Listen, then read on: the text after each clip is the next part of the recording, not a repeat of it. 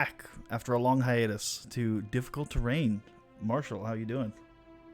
I'm doing good. I was keeping my head under after the fifth Matsudairo sex scandal.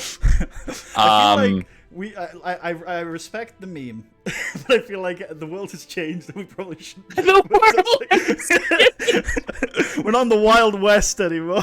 Well, when we first started making this joke, we were like late teenagers probably, Yes. or what? I don't know how old we were, but we weren't very old. And now we're like grown-ass men. Old men, yeah.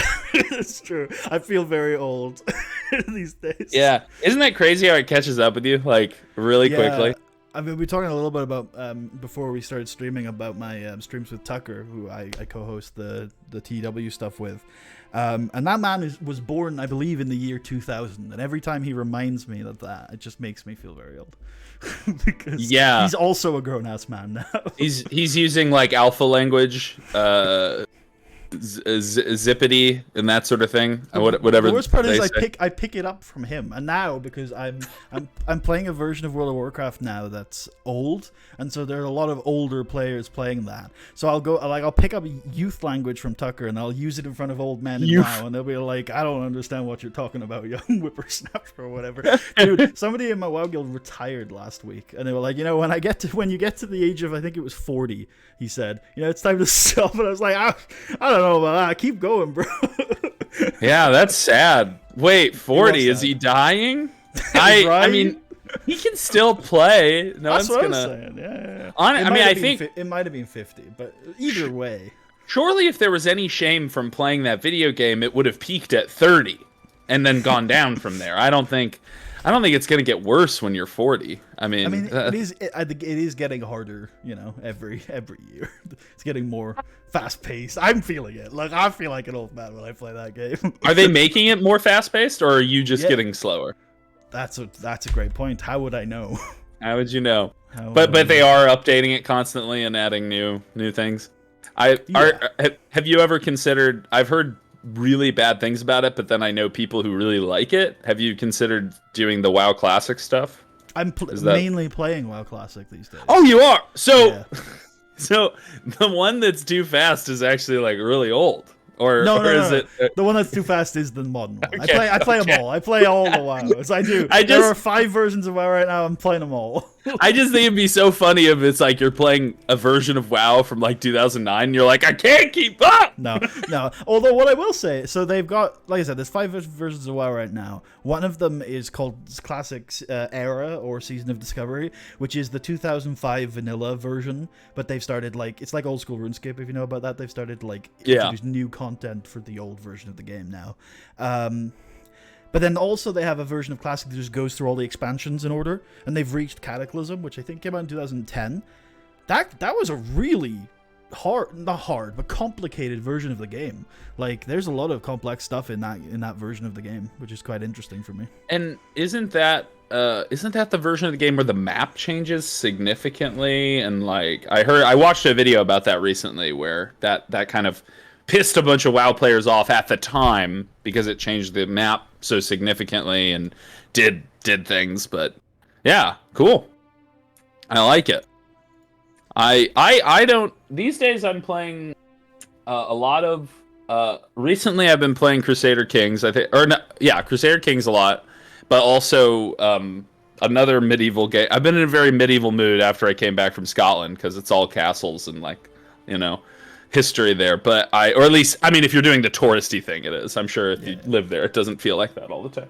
But what's it called? Kingdom Come Deliverance. I've been playing a lot of that. Oh, interesting. So I've been on a bit of an RPG kick these last couple months, and I saw Kingdom Come Deliverance. Actually, no, it was you, wasn't it? You mentioned the Pendragon system. The Pendragon system, which is like related? I would consider it a similar vibe. The Pendragon system is like a recreation of Arthurian legends. You're living the stories of King Arthur, but it's very focused on like the process of being a medieval knight. So it's very much about the day to day. Like, we're going on a hunting trip today. You need to go and travel to a tournament, and these, the kinds of things that knights actually did. There's also slaying dragons and things like that, but it's very focused on the kind of almost not the mundane, but the everyday of a knight's life. Anyway, so that's why it was reminding me. I saw of it. The reason why I didn't end up picking it up I had other games I was thinking about playing as well, but is the one review was basically like it's just a one big fetch quest. Is what the reviewer was saying. Oh, KCD. Yeah. Yeah, it is. There's a lot of fetching. The biggest problem, the real reason someone should consider not getting into it. I mean, maybe that's also a reason, but I think the biggest reason is that it's so buggy. It's so buggy, and they've never fully fixed the bugs. Well, which is Cyberpunk. So. But the reason I've been into it is that they're releasing the new game, the sequel, in a few months, and then I've been going back and playing Pillars 1 and 2 because Avowed is coming out soon. I finally got. So I bounced off of Pillars 1 so many times over the last few years. And you finally played it? Well, I played it a lot. I just bounced off of it a lot. Yeah, but you No, I just played Pillars 2. Okay. And I finished that. That one I got through. But yeah. Never finished Pillars 1. But Pillars 2 I really enjoyed. Although about halfway through my playthrough, I kind of regretted playing it in turn-based. Oh, yeah. Well, that was one of the things I heard about Pillars 2 is that, like... So I played it live action because I heard that was the main way they developed the game, and they kind of added turn-based later. Yeah. But I also heard complaints that like they should have just focused on one. I think it's like offering either option implies that you were able to put in the amount of work to make both of them work perfectly. And from what I understand, the turn-based mode was a later patch developed by one guy, so I don't necessarily think it was like resources put into it. And that's actually kind of impressive if it was one guy.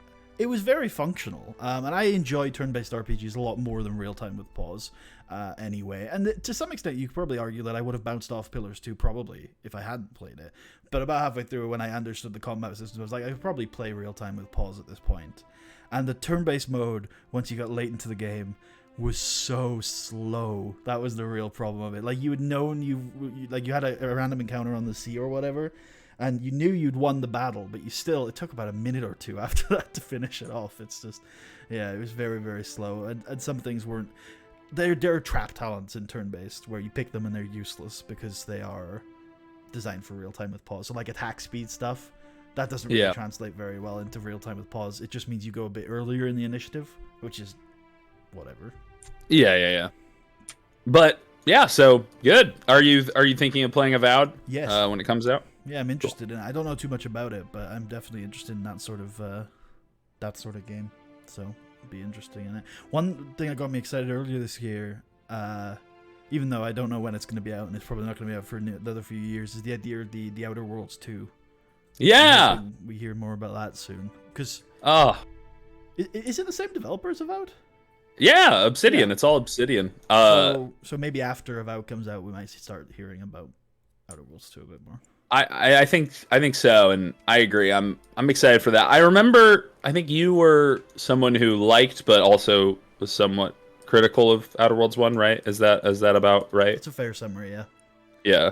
I think I was in a similar boat. I think I remember telling you that, like, actually, I think I enjoyed Outer Worlds more than some people. I know a lot of people, I don't know if this was your experience, but I had a bunch of people tell me that they went into Outer Worlds expecting it to be much bigger and more like AAA epic. And I heard from everyone that it wasn't that big of a game. And so then when I went in, I think I had like, I think it's everything in this world is about expectations. If you go into something with moderate to low expectations, you're instantly setting yourself up for success. So I ended up enjoying the game because everyone told me it was bad. And I played it and I was like, this isn't a bad game. I'm liking it, But I think I enjoyed it a little bit more than critical consensus, but I still have my qualms with it. I think one thing is I really dislike a lot of the features of modern open worlds. Like I think modern worlds have a lot of shortcomings, so I never really wanted that either. Like I think that sort of levels is really a good place for. Yes, an RPG to I'm be. kind of exhausted of like massive open world. It's like I think to do it right, it's very hard. Yeah. And most of these games don't do it right. It feels like just time wasting for me to be walking around this world. It doesn't feel like it's a use of my time. Filler content, yeah, 100%. And so, with Outer Worlds, I didn't mind that it wasn't massive. My problems with Outer Worlds were I played it on launch, so it was really buggy, as you'd expect. I played it on the hardest difficulty and on hardcore, and so the bugs were very compounding. So when I would get out of my ship sometimes and get a message that one of my companions had died, that wasn't fun. And also I just didn't like the combat in that game. I thought the combat was really bad. I think you might have disagreed with me on that at the time. But like I felt like the guns just didn't feel good. I felt like all of the sort of monsters just felt like bullet sponges. I didn't really enjoy the combat of that game at all. But I never hated the shooting combat, but I will say I had it in my head that I was like, oh, and the melee combat is kind of interesting, and then I built a all melee character and I hated it. I did not like that. I didn't even get through the game playing that character. So yeah, no, I definitely don't think the combat is perfect. And in fact, I think this is kind of like tradition of like of maybe having combat in their games be a little bit I don't know, stunted. Then again, I say that, and actually, like, when I play Fallout New Vegas, I have to remind myself how much better the combat is from Fallout 3. Like, also, I mean, I've had a thought, because I did a New Vegas playthrough again this year, and I've me always too. I've always thought this, but it reinforced the gameplay in Fallout New Vegas is really good. And I think people underestimate this. I like the combat. I like the shooting. I think the shooting in Fallout New Vegas is better than the Fallout 4. Like, I just prefer the guns and the gunplay and the way the character building expresses itself in the gameplay. Yeah. And inventory management is really, really satisfying in that game. Every time I play that game, I'm richer. For some, like, I just optimize more of like yes, it's ridiculous to think I couldn't afford to get into the strip on my first playthrough when I'm there like 30,000 caps on subsequent. I remember the first time I played, and I remember it being such a bummer that I couldn't get to the strip, and I'm like, how do I get into this place? I had to like do the Mick and Ralph quest and that sort of thing. And then, yeah, I agree. Every other quest, the amount of caps you have when you get to or every other playthrough after that, the amount of caps I have by the time I get to the strip is so absurd. And in some cases, I'm like, I'm not even trying to do this. I'm not trying to like power game. I'm just ending up with just played the game horde. Yeah. I've just played the game a lot, and you just instinctually. Like, I have instinctual things that I grab and instinctual things that I leave behind. Yes. I've told you about, like, weight to cap ratios. I don't know if it's on, but when I play the game now, obviously I play with a bunch of mods, and one of them gives me the weight, the caps to weight ratio in there. I don't even need a mod. I automatically know. For example, pencils, most valuable item in the game. You grab every one. And then there are items. Because in your first playthrough, you're probably walking around with some junk item that weighed like 30 pounds for hours upon hours. Yeah. Or there's things that look valuable, like conductors. Armor. Oh, conductors. Yeah, conductors. They say 30 caps. You're like, oh, that's money, but it weighs 5 pounds. It's terrible. It's garbage. Even the carton of cigarettes, which I think is actually pretty good on that, but it's not great though. Carton of cigarettes is like, if you don't have better loot, I think it's worth picking up, and then if you find better loot, you might drop it, that sort of thing.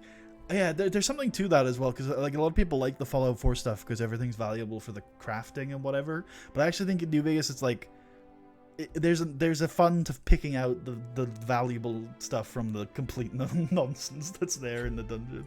There actually is, though, a good deal of crafting in New Vegas if you take certain...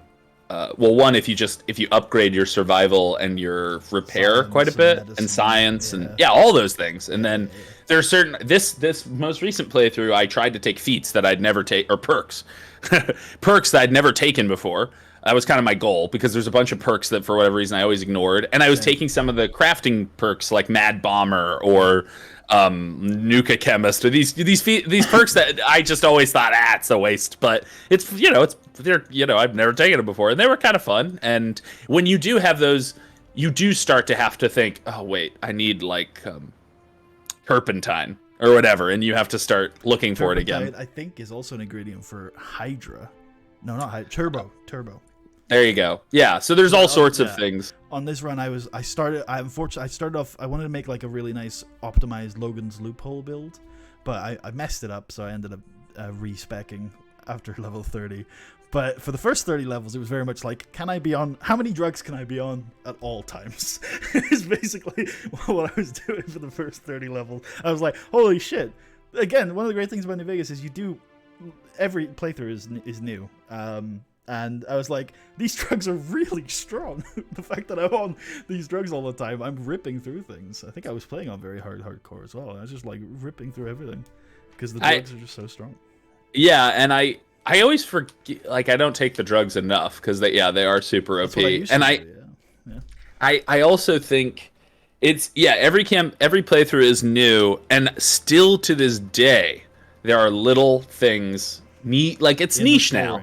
Yeah. But there's always little things I never had noticed before, or little parts of the map that I just had never found, like a room in a building that I'm like, I am certain I've never seen this. It also could be that I'm just getting old, and like maybe I have, but that's also good. I think there is, there's memory loss has an up and a downside, right? It's like it sucks for all the obvious reasons, but hey, you get to experience things fresh. Yeah. One of the things that, because I think what spurred, it was the Fallout TV show, actually. That's what spurred me. Is because I was like, it's good, but there's something a bit off about it. And so I was like, I wanted to go back and play New Vegas. I played Fallout 1 again first. Fallout 1 does not hold up very well for me. I did not enjoy that playthrough. Someone should really remaster it. Yeah. And I don't mean like a crazy some people have been like, it should be in 3D, and I just think someone needs to port it, rework the engine to work more solidly on modern hardware, and maybe add a few patches and things like that. I think it would improve the game a lot. Especially the overworld. The overworld traveling is, I think, was what was frustrating me the most during that playthrough. But the thing that really sent home for me in New Vegas, because I did I think I did a full playthrough of it basically, was, I think it's such a, not accident isn't the right word, but like a lightning in a bottle game. I feel like it's only what it is because of a bunch of random circumstances happening to work. Like, there's so much in New Vegas that shouldn't really work, and it just does. Like, it just is a fully fleshed out open world. It doesn't necessarily feel like there's much filler on there. It all connects together. There's this illusion. The illusion of choice, because sometimes it is an illusion in even in New Vegas, which is very good about choice. There is sometimes an illusion, but it just works. The factions are flawed enough for you to be able to pick against them, but also likable enough, except for some of them, to enjoy them. Which do you not find likable? Which factions do you not like? The Legion. Oh, come on! I mean, the roads are safe. The roads are safe. Yeah. I don't personally. I wouldn't vote for Caesar in a modern election. Yeah. In fact, this coming November, Caesar wouldn't let me. But I do love talking to him. I love talking to him so much. Yeah. Oh God, the voice actor they have for him is so good. He played. I can't think right off the top of my head, but he's been in he played, this is why I think about him. He played he played someone in a Roman, historical drama. And I think that's partially why they brought him into the role. Because he's so good. He has such a great gravitas. He's got this nice gravelly voice. But yeah, I think the quests he was in The Wire.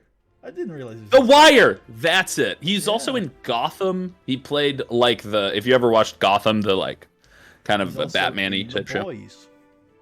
Oh, that I haven't seen The Boys, so I'll have to. If he's in The Boys, now I have to watch The Boys. But anyway, the quests feel. I like that you said like it just works when it shouldn't, because often the quests, even some of the really good quests I love, it's kind of like a movie production where the movie is flawless and you're like, this is incredible. But then if you ever saw behind the scenes, it's just duct tape and like wires and garbage holding it all together. And like some of those quests barely function. But if you don't pay attention, it's seamless and it's really it works. Good at making you not pay attention because and like the thing that really nailed this home for me was talking to Hanlon again, because the way that dialogue works is a little bit different to the way any other dialogue works in the game. Like if you look at the like choices and stuff, you can see that like it's not quite the same dialogue system as the rest of the game. It's clear that this was made way before anything else, or maybe way after, or something. There's some sort of difference here. They're trying to drill home that, man, this is podged together. And the fact that the DLCs are so good as well, and the fact that it all got done from start to the end of the DLCs in like 2 years, maybe 2.5 years, is wild. They made the main game in what? A year. I think it was a year and 10 months. Okay. Whatever it was.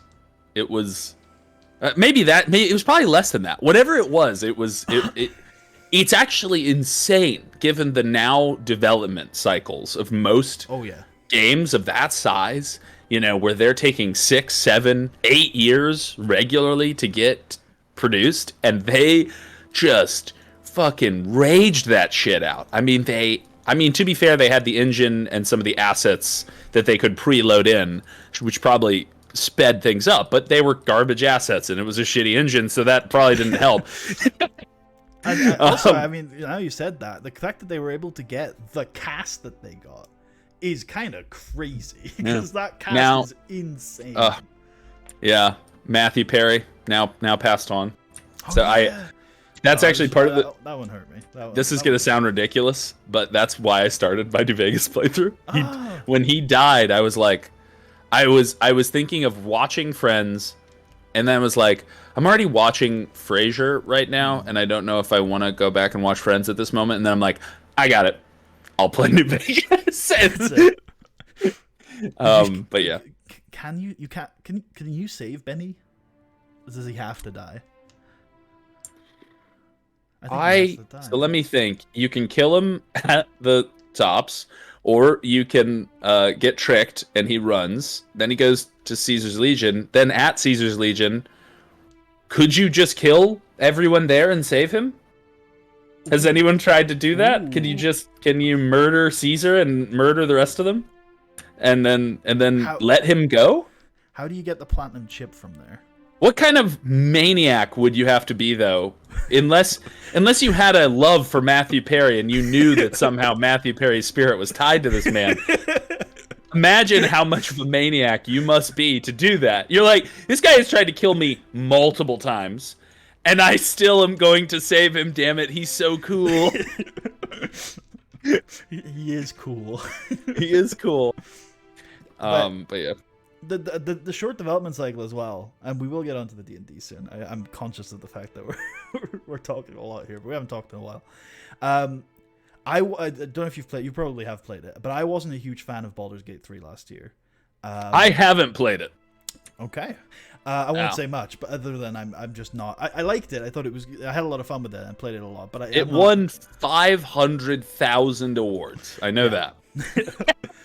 But I felt a little bit like it wasn't quite hitting the spots as an RPG that other games have, and I was a little bit I had a little bit of despair from that, because I was like, man, this was a labor of love. It's clear that they were very competent developers, and they spent a lot of time on this game. And it's not, because I think the big narrative over the last few years has been, it's these corporate deadlines, these corporate influences. But this game for me was very clearly like, this is what the developers wanted it to be, and I still didn't really like it. And so I was like, okay, well, that's a little bit of art is dead. Yeah, a little bit.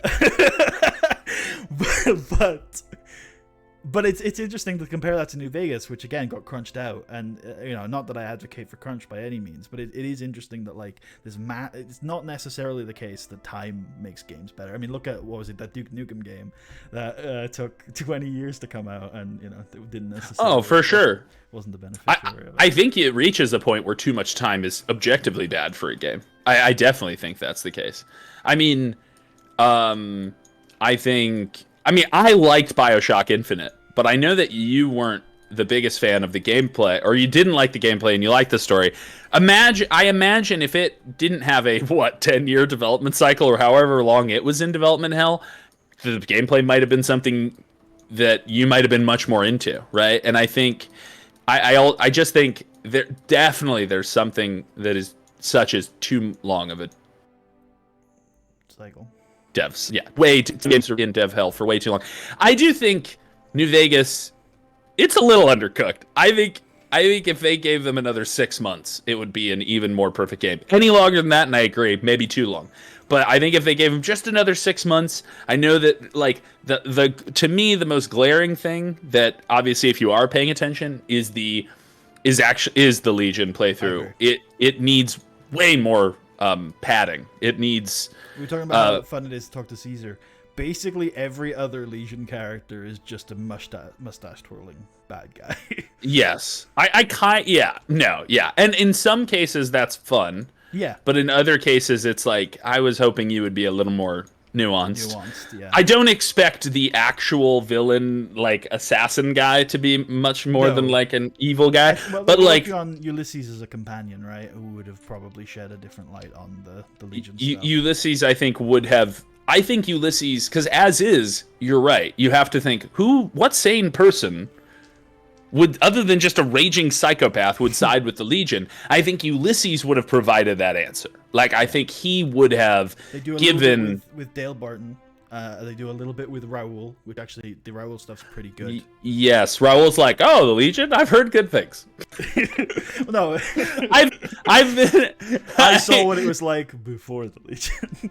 Well, I also love that because I saw what it was like before the Legion, and also he's like, I've been in a cage held by supermutants for months. I could use a little stability. Yeah. There ain't no supermutants up on mountains in Legion territory. Yeah.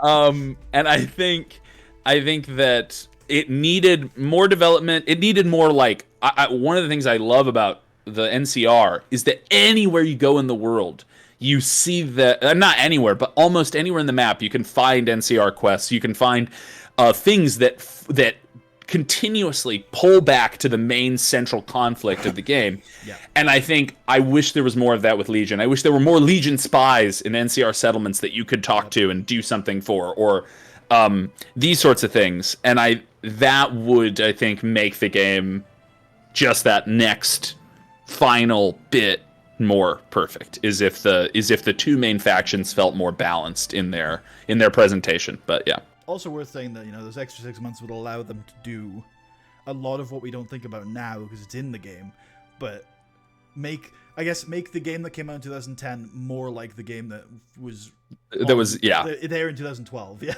Yes, because it was a lot better by 2012 than it was in 2010.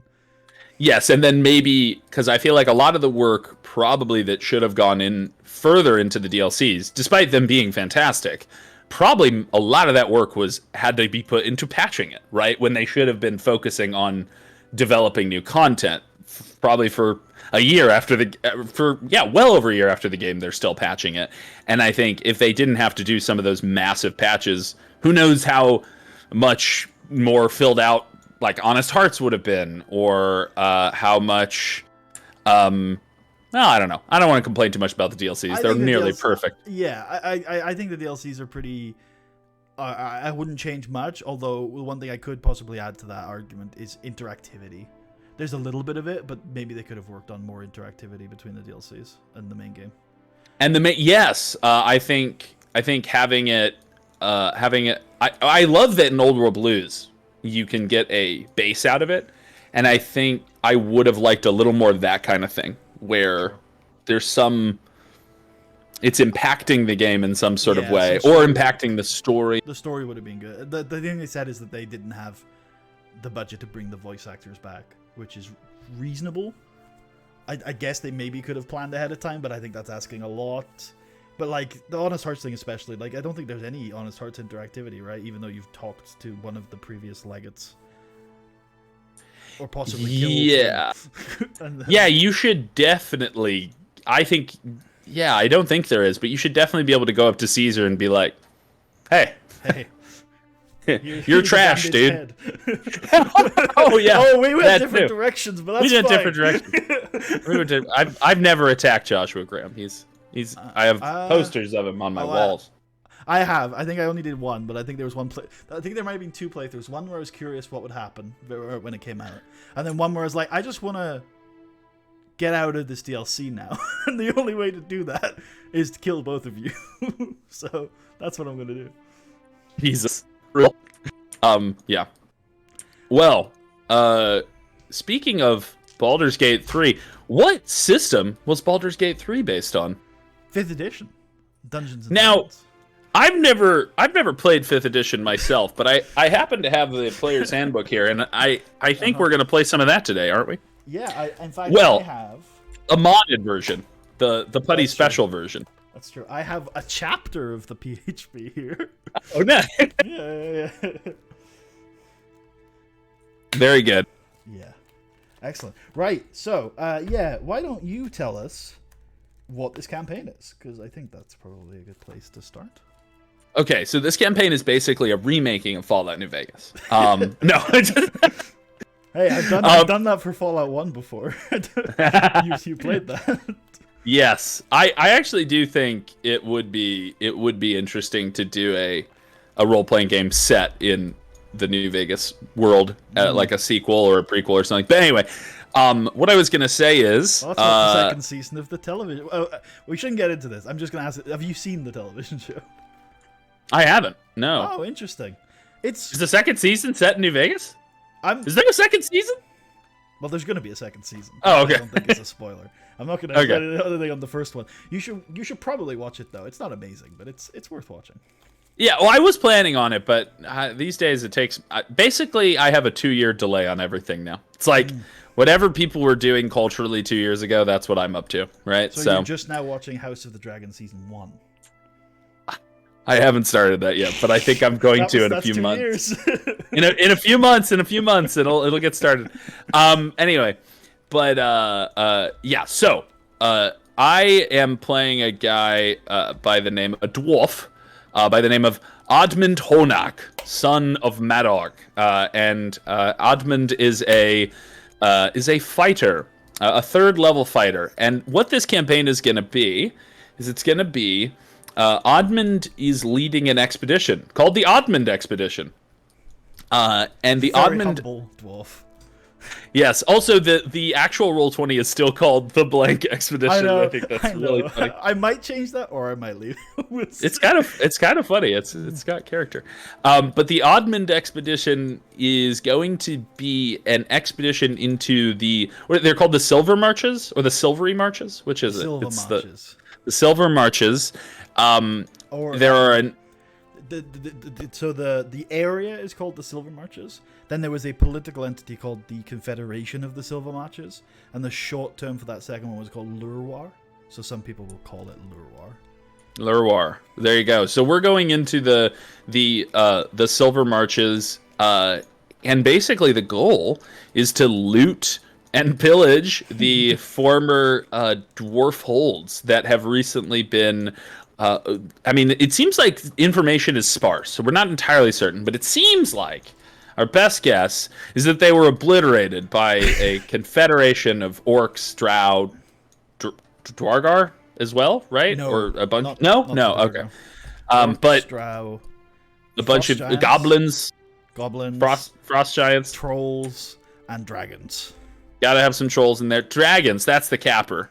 That was it. Plural, multiple dragons. There were 2 dragons. There was a large white dragon, which was ridden by the drow general, and then there was the dragon's son. Oh, yeah. It's a family business. Yeah, that's endearing. I will Now, say information is sparse, but Mithril Hall, I think that story, because that happened. we're certain it's gone. Yeah, because that happened about a few months before the end of the war. Is that the big dragon, Old White Death, was delivered upon Mithril Hall after a protracted siege, and used his breath to brittle the door to the Great Hold, and the drow and orcs streamed in. Oh, that's brutal. Wow, I really hope he's not there still. Let's hope he moved on. So yeah, so we're going to Mithril Hall, I think, is our first big objective. There might be some stuff on the way that we might, some shenanigans we might get into, but our first big objective is the Mithril Hall. And yeah, I think that's sort of the in-game stuff. The out-of-game stuff is, I think, we're kind of going for a kind of OSR maybe vibe, a kind of, very heavy dungeon crawl. It kind of reminds me, I don't know if I said this to you, but it reminded me, I once, there's this like old OSR YouTuber I follow who he talked about this campaign he did back in the 80s in AD&D, where he ran a solo campaign, which we obviously do, and they're pretty rare. I don't think a lot of people do these. He ran a solo campaign with AD&D set in the world of Lord of the Rings, in Middle-earth, where this character got to lead himself and a band of a bunch of NPCs that he controlled to retake the mines of Moria. So, and that was kind of a thing they did in the old school. This campaign kind of reminds me of that. Obviously, in that campaign, I think the goal is to like rebuild a kind of polity. Here, we're just looting. There's no goals to do anything more grand than that. Although I've talked about the fact that I'm not playing a murderer, cutthroat brigand who's going to, kill innocents to get what he wants. I think he just assumes. I don't think that civilization. They're not using it, and the civilization is not coming back. Things are not looking good out there. No. So maybe that wealth can be better used for me, and for maybe I haven't talked about this, but maybe there's even a sense of like, well, if Mirabar is going to survive, it needs to suck the husks of these other civilizations that have fallen. Maybe there's some patriotism there. I don't know. We'll find out as we play the character, but. That's a good point, actually. I mean, I haven't quite decided yet, but it's been somewhere between 5 or 10 years since the end of the war. And it has mainly stayed, like, those forces of darkness haven't launched expansionary raids at this point. But you never know. When there's a massive area of darkness, which recently had a war, you never know what's going to come out of that darkness. So. Well, and I imagine there is some maybe, I don't know if the people of Mirabar would think this way, but I would think it would be really hard to hold a coalition like that together. That seems like a really unstable coalition. The trolls and darkness, yeah, orcs and drow. These people don't have they have it in common that they're evil, but they don't have much else in common. And you might think that they might that even one problem after another could splinter a coalition like that into squabbling factions. So who knows? Giant King, the trolls and the frost giants, even before the end of the war, were going home, right? The trolls weren't going too far into the end, but the frost giants were like, okay, we did our job, we're going back to the hills.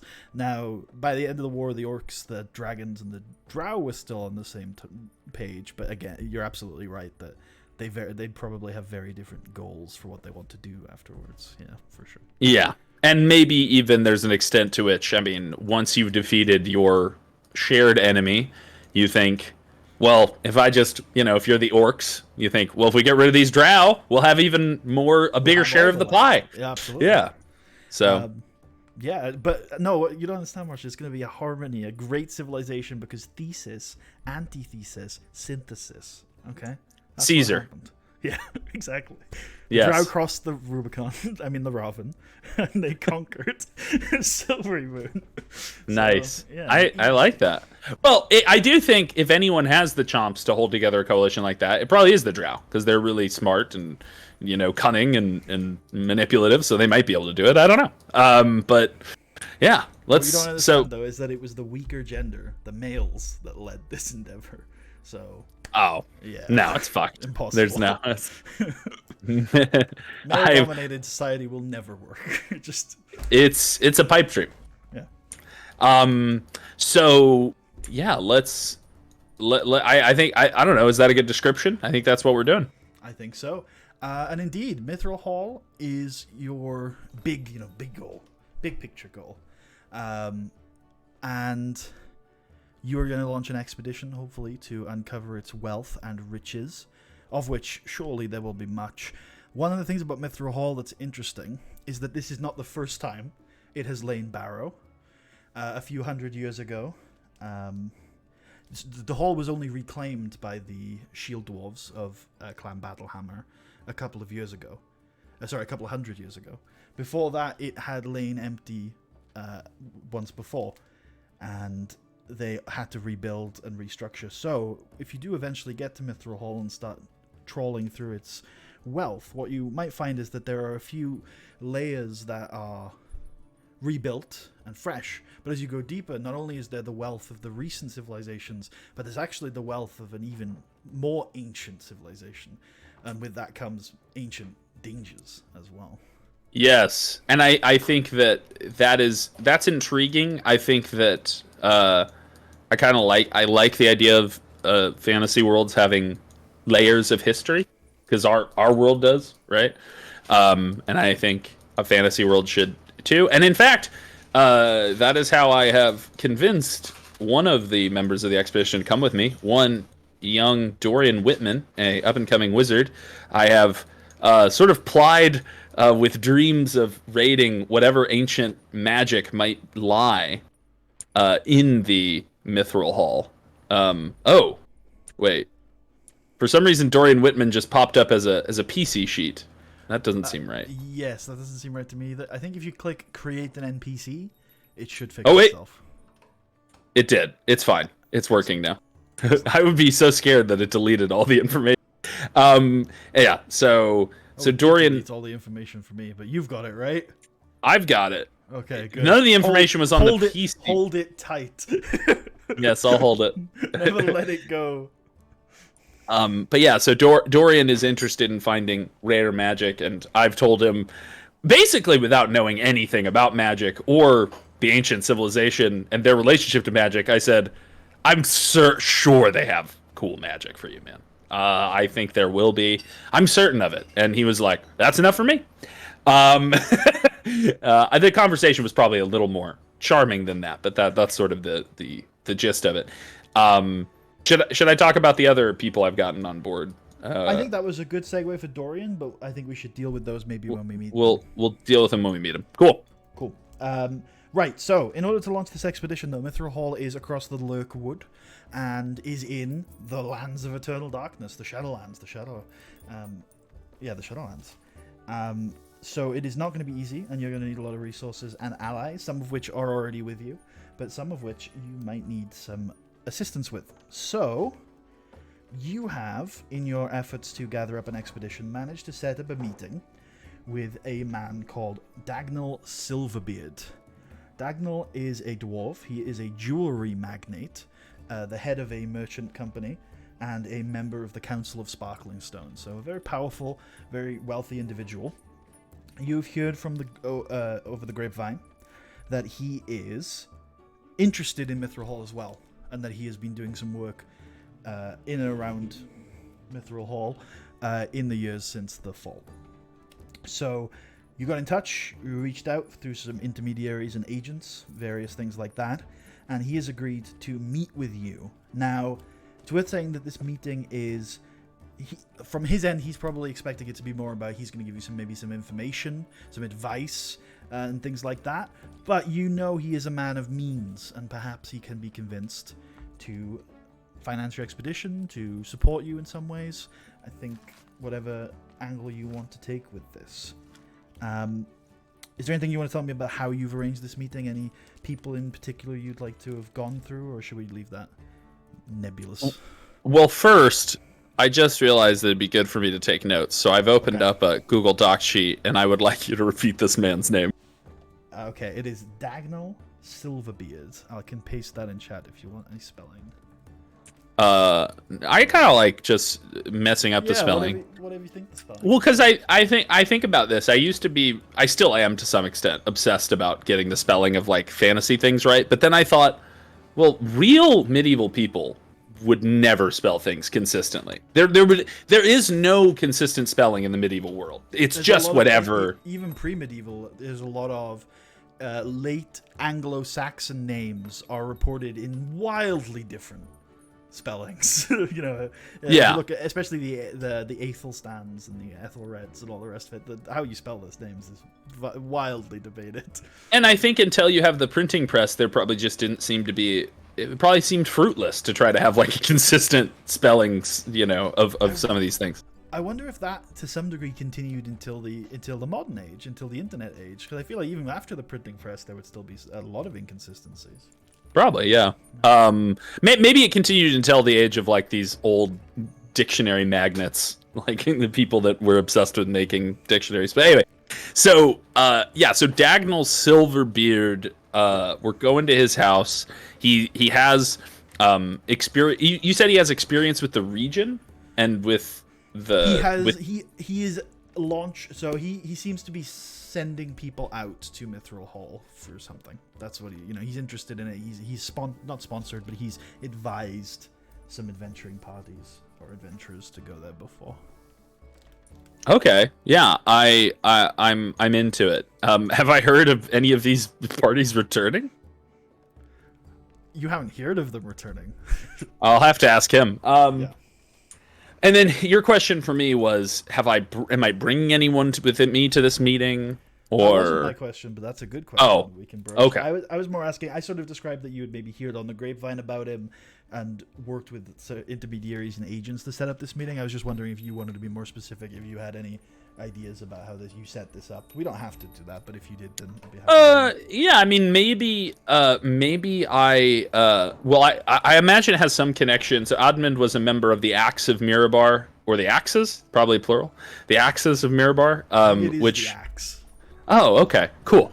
And I took the liberty. The axe, Yeah, I took the liberty of calling myself an Axeman of Mirabar. I don't know if that's the official term, but I kind of like that. I like that.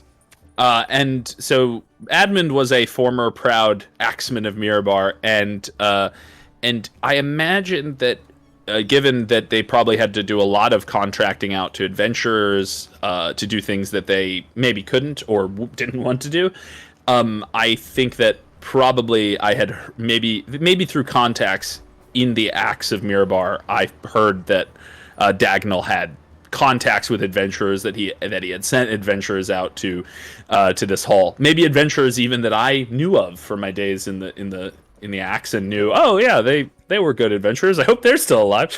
And from one in a while, so you ask, oh, what's the thing been up to? Oh, they've gone off to Mithril Hall. Yeah. Oh, who sent them there? Dagnall. Oh, okay, that's perfect. So I set up the meeting through some old friends in the Axe of Mirabar. Cool. I like that. That works for me. Do you want to bring anybody with you? The only one I think I would bring is kind of my second. If there was a second in command, it would be Istria of Luskan. And so I think maybe I'll bring Istria with me on this adventure, on this meeting. Excellent. Would you like to talk us through Istria then? Yeah. So Istria is a middle-aged human. Early middle-aged, but definitely middle-aged. She's in her early 40s, and she is a former she is a very close friend of Admand's, and even for a time they were aflame. They were lovers for a short time, though they both decided that it just wouldn't work for a lot of reasons. Most of them having to do with traditional problems that come up when dwarves and humans, or elves and humans, fall in love, this sort of thing. And I think that they have a mutual understanding that it would that they work well together, and that they can trust each other, and they sort of have done enough. They've done enough together that they now have that kind of implicit trust, where they don't really need to constantly make sure, like, are you still on board? They have a a kind of unspoken bond. And also Istria is a little bit probably into the money that could come from this quest if it's successful. But more than anything, because of Istria's age, because she's starting to get to the age where adventurers would retire, at least if you're a human. And if you're not a wizard, because wizards never retire, they just get, they just get, refined like a wine. But when you're a rogue, I imagine you usually aren't a rogue in your 70s. And I think she's starting. The old woman in a profession for women tie young. Yeah. But I think Istria is wanting this maybe to be a last hurrah to some extent. And she is. She's coming with me to meet with him because I think that Admand also knows that while he can be somewhat persuasive when he needs to be, if need be, Istria can be quite deceptive if she needs to be, maybe a little bit manipulative if she needs to be, and it can be sometimes helpful to have someone like that on board. So he's bringing her for that. Cool. All right. So you are at a very large building in the city. You are greeted at the door by a number of servants who usher you in, tell you to take a seat, and bring you refreshments. The waiting area that you're in, it does appear to be a room purely for waiting, is sparsely decorated, actually. For a man of high means and wealth, perhaps for foreigners it would surprise them that this waiting room is pretty much devoid of decoration or decor. It would almost look at place in sort of a miner's house, somebody who just works for their wage. But you both, as locals, would know the situation with the wealthy of Mirabar, and that is that the sort of more public-facing areas of their homes and estates and such tend to be practical and sparsely decorated. Even halls where they host dinners and things, they tend to be, quite modest. And it's only the deeper bowels of the estates that are wealth, that show off the real ways in which the wealthy in Mirabar live. Because even though Mirabar is quite a sort of strong together community, there is almost a fragileness to that togetherness and a sort of idea that we're all in this together.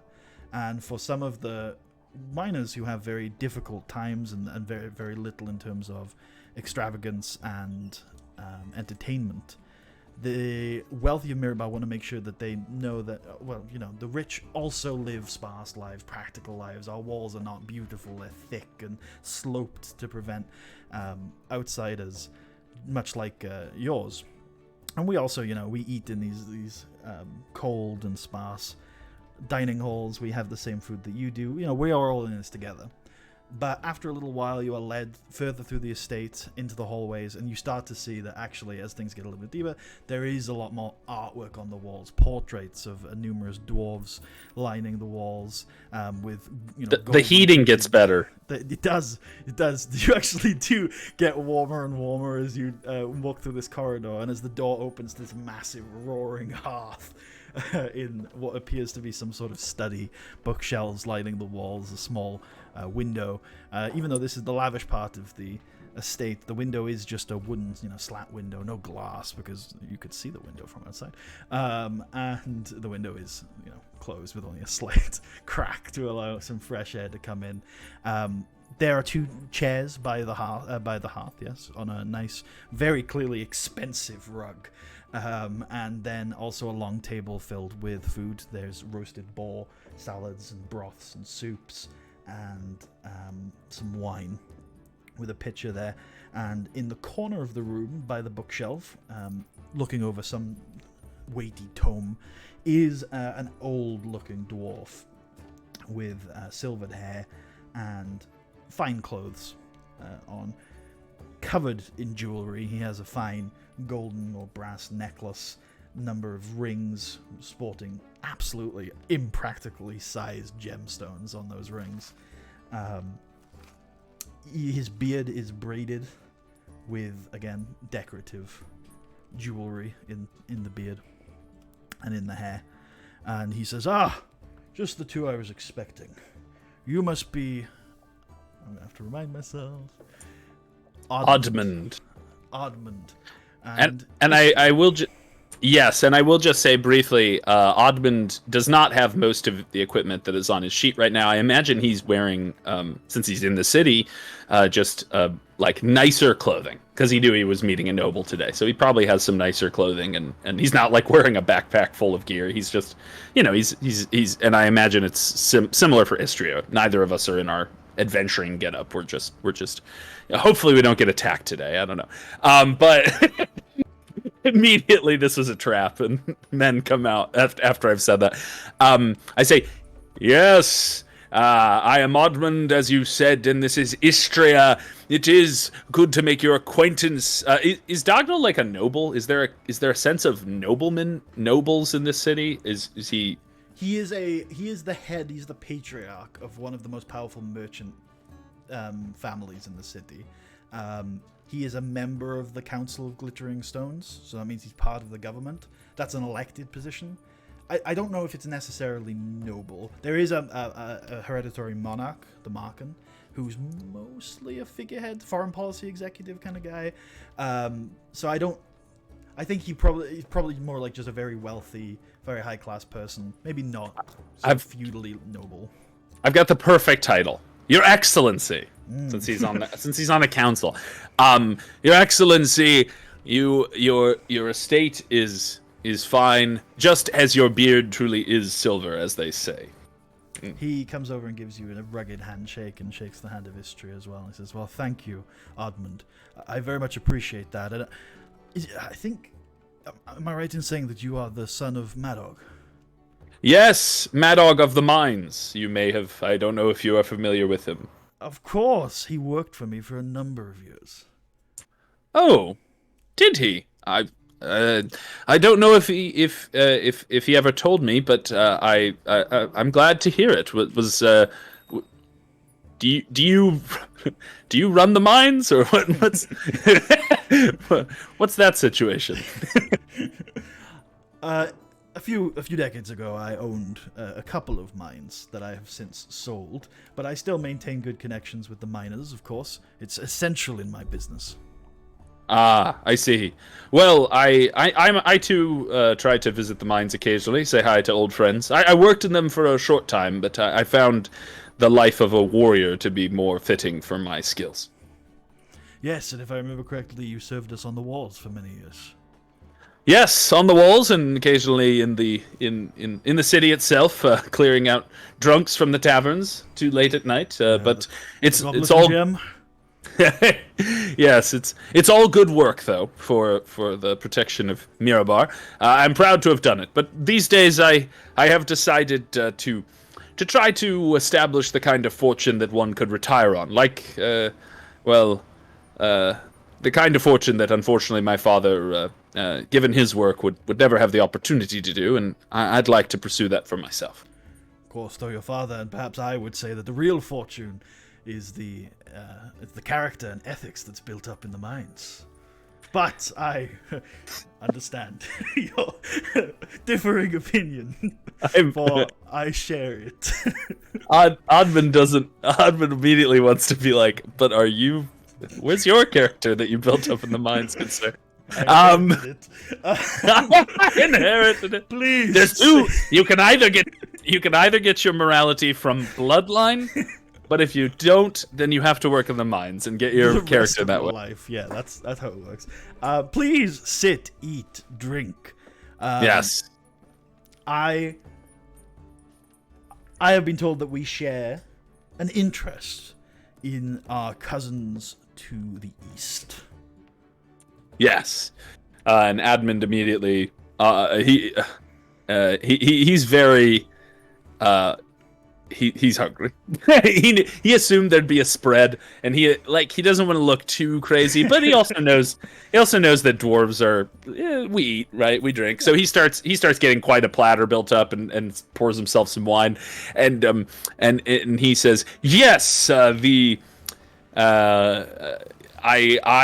myself have recently begun the process of organizing an expedition to go there, and I have been told that you have advised similar groups in the past." Absolutely. I have sent, it must be at least a dozen parties or individuals off into the bowels of Mithril Hall. I'm something of an expert. I thought he was going to say I've sent dozens of men to their death there. Yes. I thought I would begin by asking, and sips some wine, cuts off a little chicken. What has been the status of those previous parties? Have they returned? A fine question. He takes a sip of his wine as well, looks into the fire and says, well, as of yet... Looks into the fire? As of yet, none have returned from Mithril Hall, but you understand it is a vast complex in the Shadowlands. I'm sure there are many complications, and... Yeah, they're all still down there! They've actually formed a utopian socialist society down below the surface. But you know how these things go. I can merely advise. Of course, I understand, and whether they are experiencing good fortune or not, it is, of course, the life of adventurers to take risks. They knew what they were getting into, as do I. I understand that such a place is no doubt filled with a number of dangers. What I'm hoping is for you... first, I suppose, what do you know of Mithril Hall? What do you know of the lands on the way to it, and what might we expect there? Well, we have been quite fortunate in that the Lancers of Kelemvor have established and maintained, or at least used to, a small trail through the Lurkwood called the Lancers Trail. This trail was used for trade back before the fall, and while it's not as maintained as it used to be, you should still be able to follow it to the ruins of a town called Settlestone. This was a place where the dwarves would receive visitors, trade, things like that. I don't know exactly how you can get into Mithril Hall from there, but there should be an entrance somewhere in this ruins of Settlestone. Alternatively, on the south side of the mountains, there is a village. There used to be a village called Rivermoot, and that used to also receive visitors that were bound for Mithril Hall, though I am unsure as to where the southern entrance could lie. Finally, in the Frost Hills, to the north of the mountains, is a great ravine. I believe in the myths, the old stories from Mithril Hall, they used to call the ravine Baylor's Rent. There are stories that the ravine goes so deep as to occasionally enter into the hall itself. But the Baylor's Rent is a very dangerous place, and I wouldn't advise it as a first option, but if you're unable to find entrance elsewhere, then perhaps it is an alternative. Dangerous because of the terrain, or are there other things that stalk it? It's a steep ravine filled with slippery surfaces and overgrowths, but the rumors are that it is filled with dangerous creatures, but the details are hazy. Not many people have gone into Baylor's Rent and returned in recent centuries. I see. Is it called that because there's a Baylor there? What's a Baylor? Never mind. I just assumed there was a guy named Baylor who... Never mind. But yes, good King Baylor. Right, a Baylor is it's a demon, right? Yeah, but we might not. Yeah, I doubt Admand knows that. But for a second I was like, wait, is that why it's called that? Probably. But it also, I imagine there might not actually be a demon there, because it could just be like, you might call like you might call like the devil's asshole or something. Yeah, and the devil might not be in the devil's asshole. Yeah. So. Or there's a town called Connor's Quay here in Wales, and Connor, there may not be anybody still living in the town called Connor. This is a slight diatribe. Have you watched any of the most recent season of Doctor Who? The one. There's an episode in Wales, set in Wales in it, set in like the Welsh countryside. It's very weird. It's a good episode, but like they make the Welsh look like a very, very cruel people in that episode. Cruel. Okay. All right. You'll have to watch. I might have to now. I went into the Welsh countryside recently. I was just on a little adventure. There's a big reservoir near me, so we just drove for a couple of hours into the mountains. It's wild though, because we were driving on this like country road, and I was pointing out this is the only road between South and North Wales. Like the only one, and it's this tiny little country road. Now is that through Powys? Isn't Powys the big part in the middle of Wales? I don't know. Powys. Or Powys? I don't know if we went through Powys actually. Oh yeah, we would have. Maybe not quite, but yeah, maybe. Okay, cool. Yes. So anyway, this is random diatribe, but yeah. So very good. Well, we'll have to look into that. Perhaps we'll start with Settlestone and move up from there if we can't find an entrance there. And then Mithril Hall itself. Do you know anything about what we can expect to find inside? Only speculation. The upper levels would, in my estimation, probably be filled with the conquerors of the area. Things like orcs, maybe giants.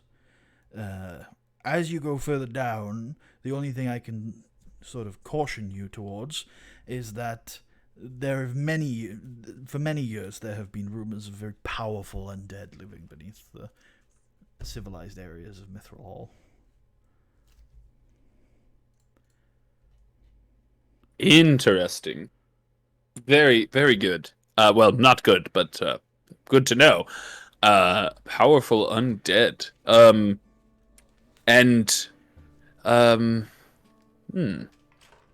Good. Have you heard recently of this path, the Lancer's Trail through the Mirkwood? Do you know if it is? I imagine these days it is quite dangerous. With what orcs and such.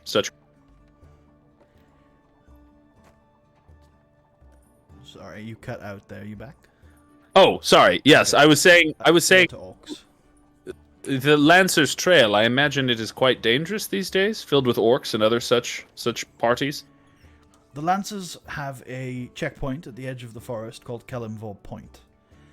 From there, the trail from there to Lurkwatch, their small keep on the riverside, is fairly safe. But once you go past that point, you'll be entering into the Shadowlands. And yes, really, it's quite an unpredictable landscape. It's a place that is ruled by orcs and drow and other such creatures. What you will find is, well, who can say? This is a stupid question. Is it called the Shadowlands because it's literally... Like, I think you mentioned something about this. Is it literally covered in shadow? Like in darkness? Yes, the sky has been blacked out in darkness. What caused that again? That happened right at the start of the war, back in 1484, I think it was. And nobody knows for sure what caused it. There are rumors, the extent of which I'm not sure to which you'd be aware of. That's really a good start to a war, though.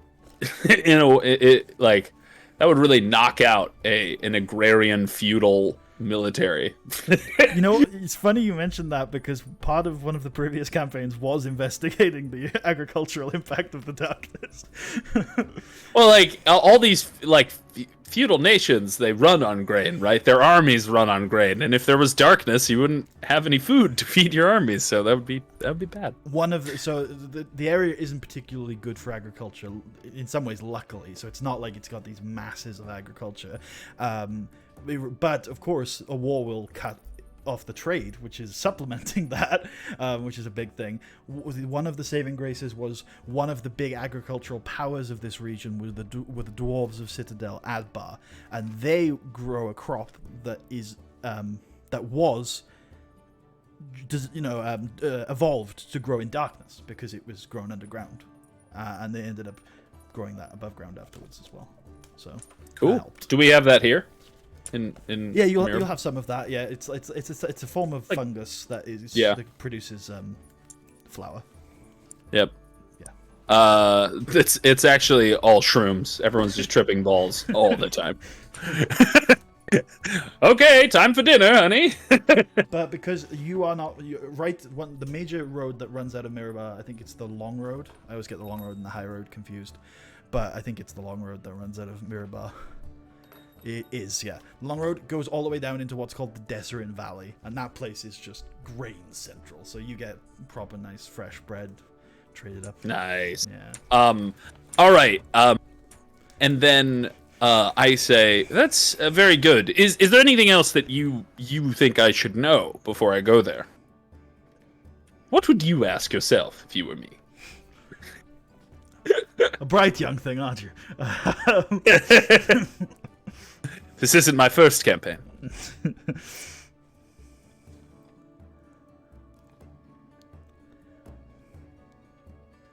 The land around Mithril Hall is quite inhospitable. I would approach cautiously. The more information you can get and bring back here, the more equipped you'll be. I imagine that the Lancers of Kelemvor might know more than we do currently. They might. That's a reasonable assumption. I've never thought to talk to them. They're a little intense, but they're nice and peaceful enough. What's their deal? Why are they intense? I don't know too much about the Lancers of Kelemvor. From what I hear, they were a order of knights that were brought together in the Silver Marches at the start of the war. They were leading campaigns against the orcs at the start in the name of their god, Kelemvor, the god of death. Apparently, some priest or paladin or something came upon them while they were operating in the town of Rivermoot on the other side of the mountains. And I don't really know the story, but somehow they ended up traveling through Mithril Hall to the other side. Ever since that point, they carved a path through the forest, through the orcs, to make sure the trade routes between Mithril Hall and Mirabar stayed open. Interesting. So they're somewhat of a recent phenomenon. Yeah, I suppose, and I'm always cautious of organizations like this whose purpose To is follow the god of death? Well, that is true. Although, death has its. But the god of death must be consulted from time to time. Sure. Is the god of death considered is it kind of like Hades, where it's kind of it's not necessarily evil? It's more like, well, it's just a part of life. Is that kind of thing? Kelemvor, there is a pretty strong priesthood of Kelemvor here in Mirabar, and it's looking after the dead, making sure they get to where they're going, and also he looks after this thing called the horizon, or the life stream. There's different words for it in different priesthoods. Would undead be kind of an abomination to followers of the god of death, I'm guessing? Yeah, they would consider that soul, or that body. Yeah, the soul's kind of complicated, but that body having been robbed from them, for sure.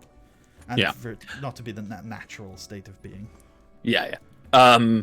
So, okay. So, and you were saying you're suspicious of organizations like this, and you were saying... In the way that their purpose was, like I said, to keep Mithril Hall and Mirabar, to keep the trail between them. Now there is no Mithril Hall, and yet they still keep the trail, and I find that... I don't know. There's something in that makes me uneasy. Perhaps even more reason to speak to them, though. If I find out anything, perhaps I can tell you.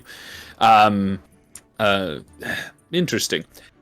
Well, another reason I've sort of wanted to speak to you, Diagonal, and I hope, Mr.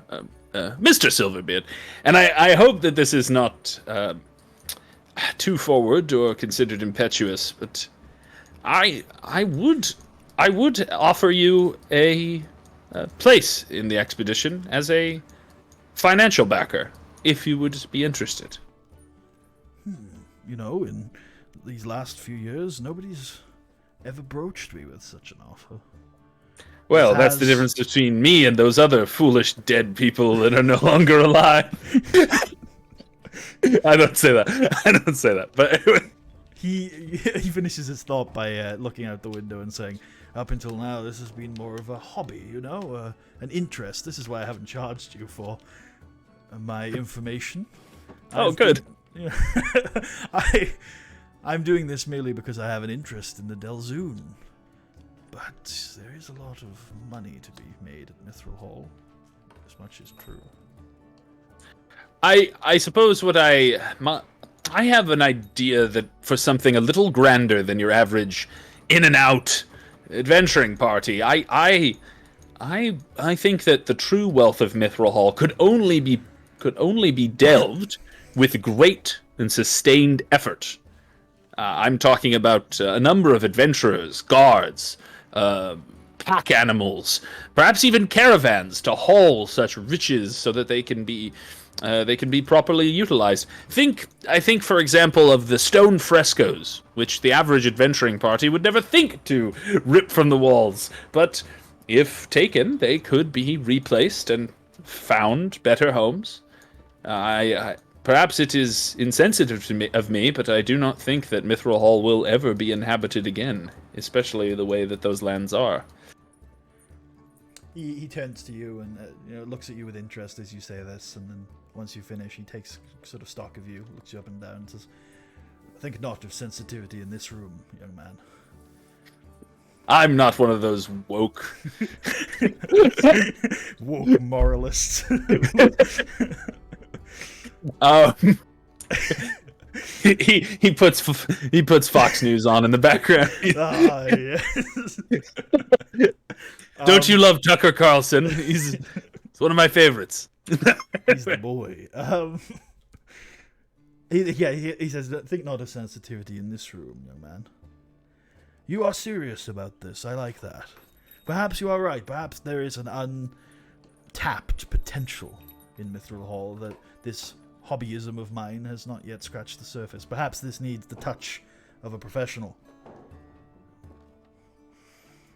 But such an endeavor is likely to be costly, and is of high risk, even if I do think of you of stern stuff. Have you even stepped foot into the Shadowlands?"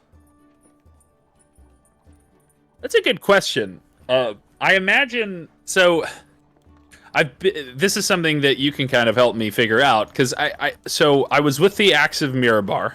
Yep. I don't know if they would have any reason to venture that far for any reason, but Wait, how long ago did you leave? Because you mentioned that you had left the Axe. I think recently. I think 3 or 4 years ago. In that case, the Axe, maybe not the Axe directly, but they would have been involved in this coalition force that got built. So the Lord's Alliance, which is this big sort of intercity trade bloc that Mirabar is a member of, sent a host of soldiers out east. Now, I'm assuming you weren't a part of that because they all died. So, yeah. But you may I probably knew some people. Yeah. Sorry, I interrupted. May have seen what? Yeah, you finished my sentence basically. Okay. People go off and known them. Yeah. Yeah. And then I think that the only other reason why I might have is that for the past few years, there were 2 or 3 years. Recently, I've taken a bit of a break, like maybe for a year or something, while I've been thinking about this expedition. But you've been floating down the River Mirror. There's many small craft vessels that people will, But for a couple years, I was an independent sort of mercenary, and I just sold my services to different adventuring parties or to different rich people. And I don't know. Do you think it would make sense that I would have for this gone into the? Is there any reason are a lot of people going into the Shadowlands these days? Adventuring parties? No, it's very much like a dangerous fool's errand sort of thing. Although, as a mercenary, you might have been, if you were open to the more dangerous gigs, you might have had reason to go there. If you'd like to roll for it, maybe a 20 on a 20. Oh wow, I like that. Okay, let's do it. Chance, that you got hired for a job in the Shadowlands. Okay, so no. So I say, well, I came 20% close, but I didn't make that final 100%. No, to be honest, I have not. I have not been to the Shadowlands, and as it is obvious from me talking to you, I have obviously not been to Mithril Hall. And I can understand the wariness in putting a great deal of finances into an expedition that is completely unproven. So what I am suggesting is a perhaps the Perhaps first part there of is this a way for you to test the waters. exactly. And I think that the kind of starting funds we would need to scout out would be much smaller than the amount of funds we would need to truly delve the place. I am suggesting a small investment at first that, if proven, could lead to further investments down the line. We could discuss that sort of arrangement, but I have a different idea. Oh, Perhaps there is a sorry. perhaps it's fine. Perhaps there is a different location that you could investigate. Something on a smaller scale, off your own back, and you get to keep all of the proceeds of that expedition. But if I see you getting results, then I could put that investment in that you were looking for. The reason why I suggest this is I think in order to be successful, we need to be as prepared as we can. I don't want to shortchange you on an initial investment, but I do want to see results first. And it just so happens that I may have some information about an alternative location that you could start with. Yes, Admand begins to stroke his beard, as dwarves are like to do when they think, and he says, "Yes, I am very interested in this opportunity. I also think it would provide an opportunity to stress test some of the first members of this expedition, which I have already gotten on board. Istria here being one of them. Sorry that she hasn't said a goddamn thing this entire time." Istria gives you a nod, and she says, "I like to listen rather than talk where possible." No, that makes sense.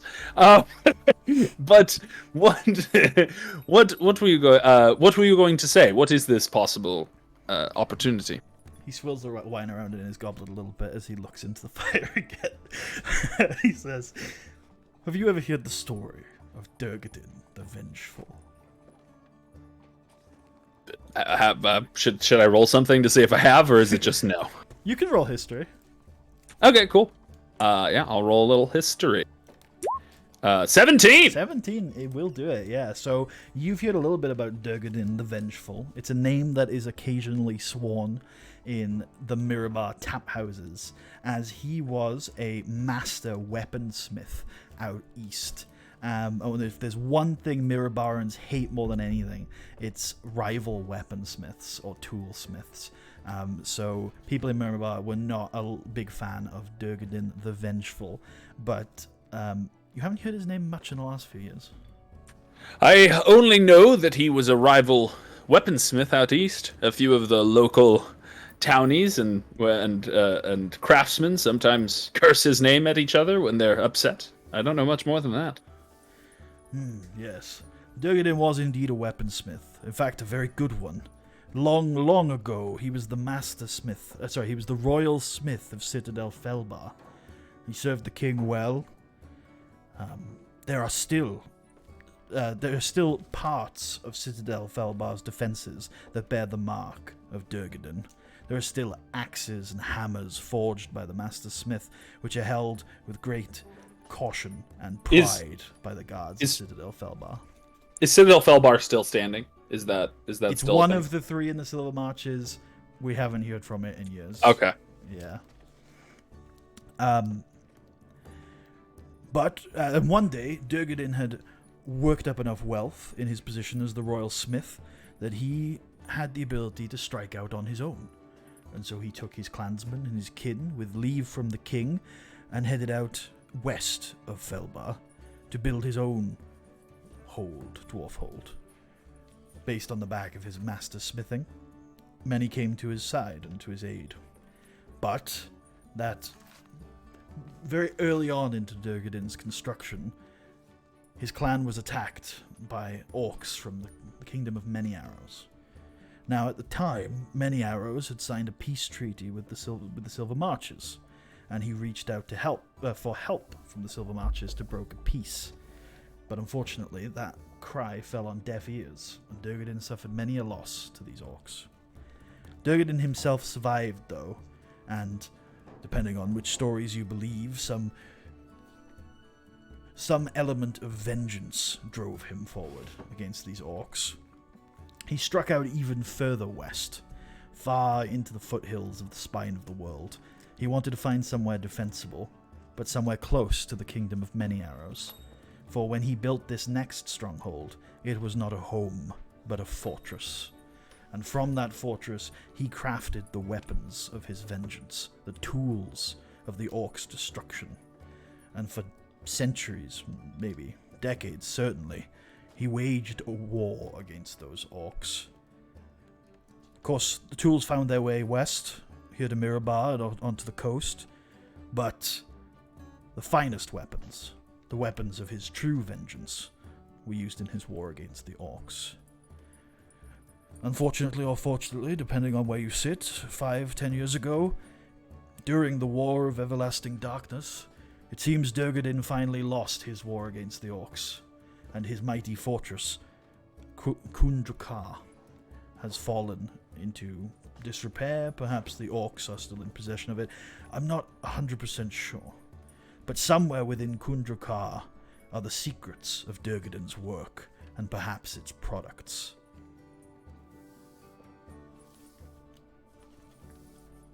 I see.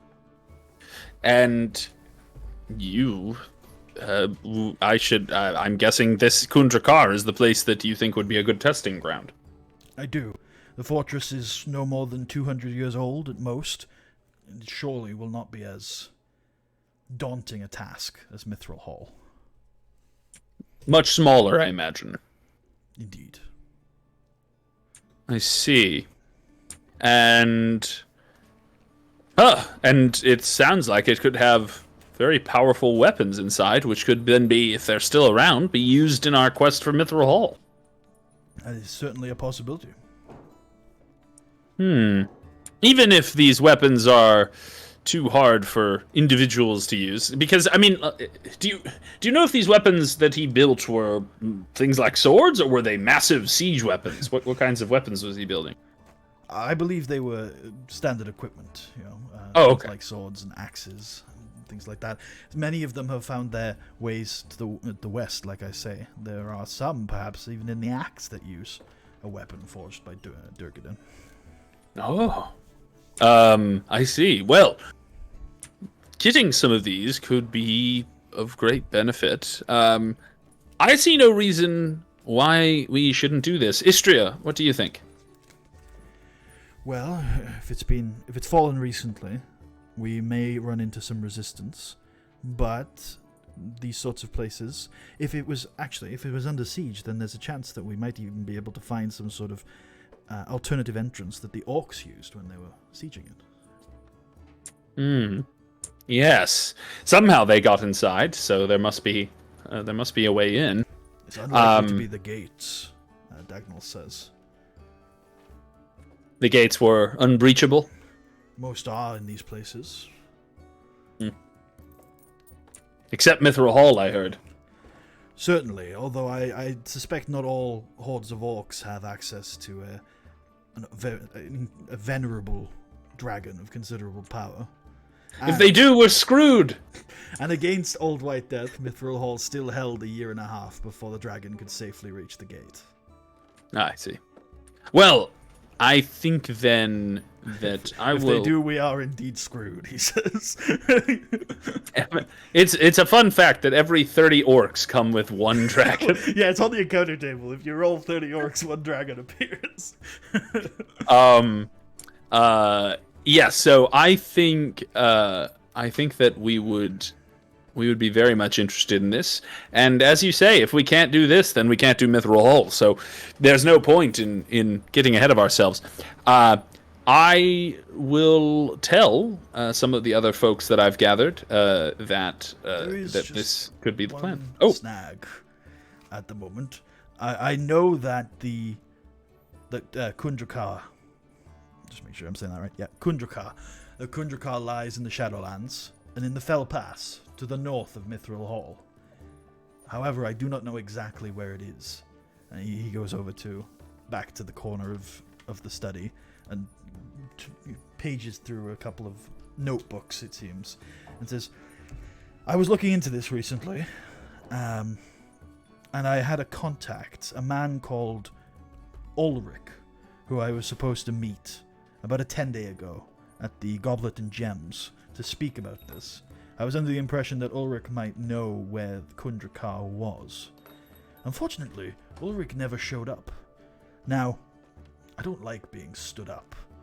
So, I would like you to find this Ulrich and see if you can find the information from him. It'll be useful, of course, for you as you're looking for Kundrakar, but if possible, I'd like you to send him a message for me.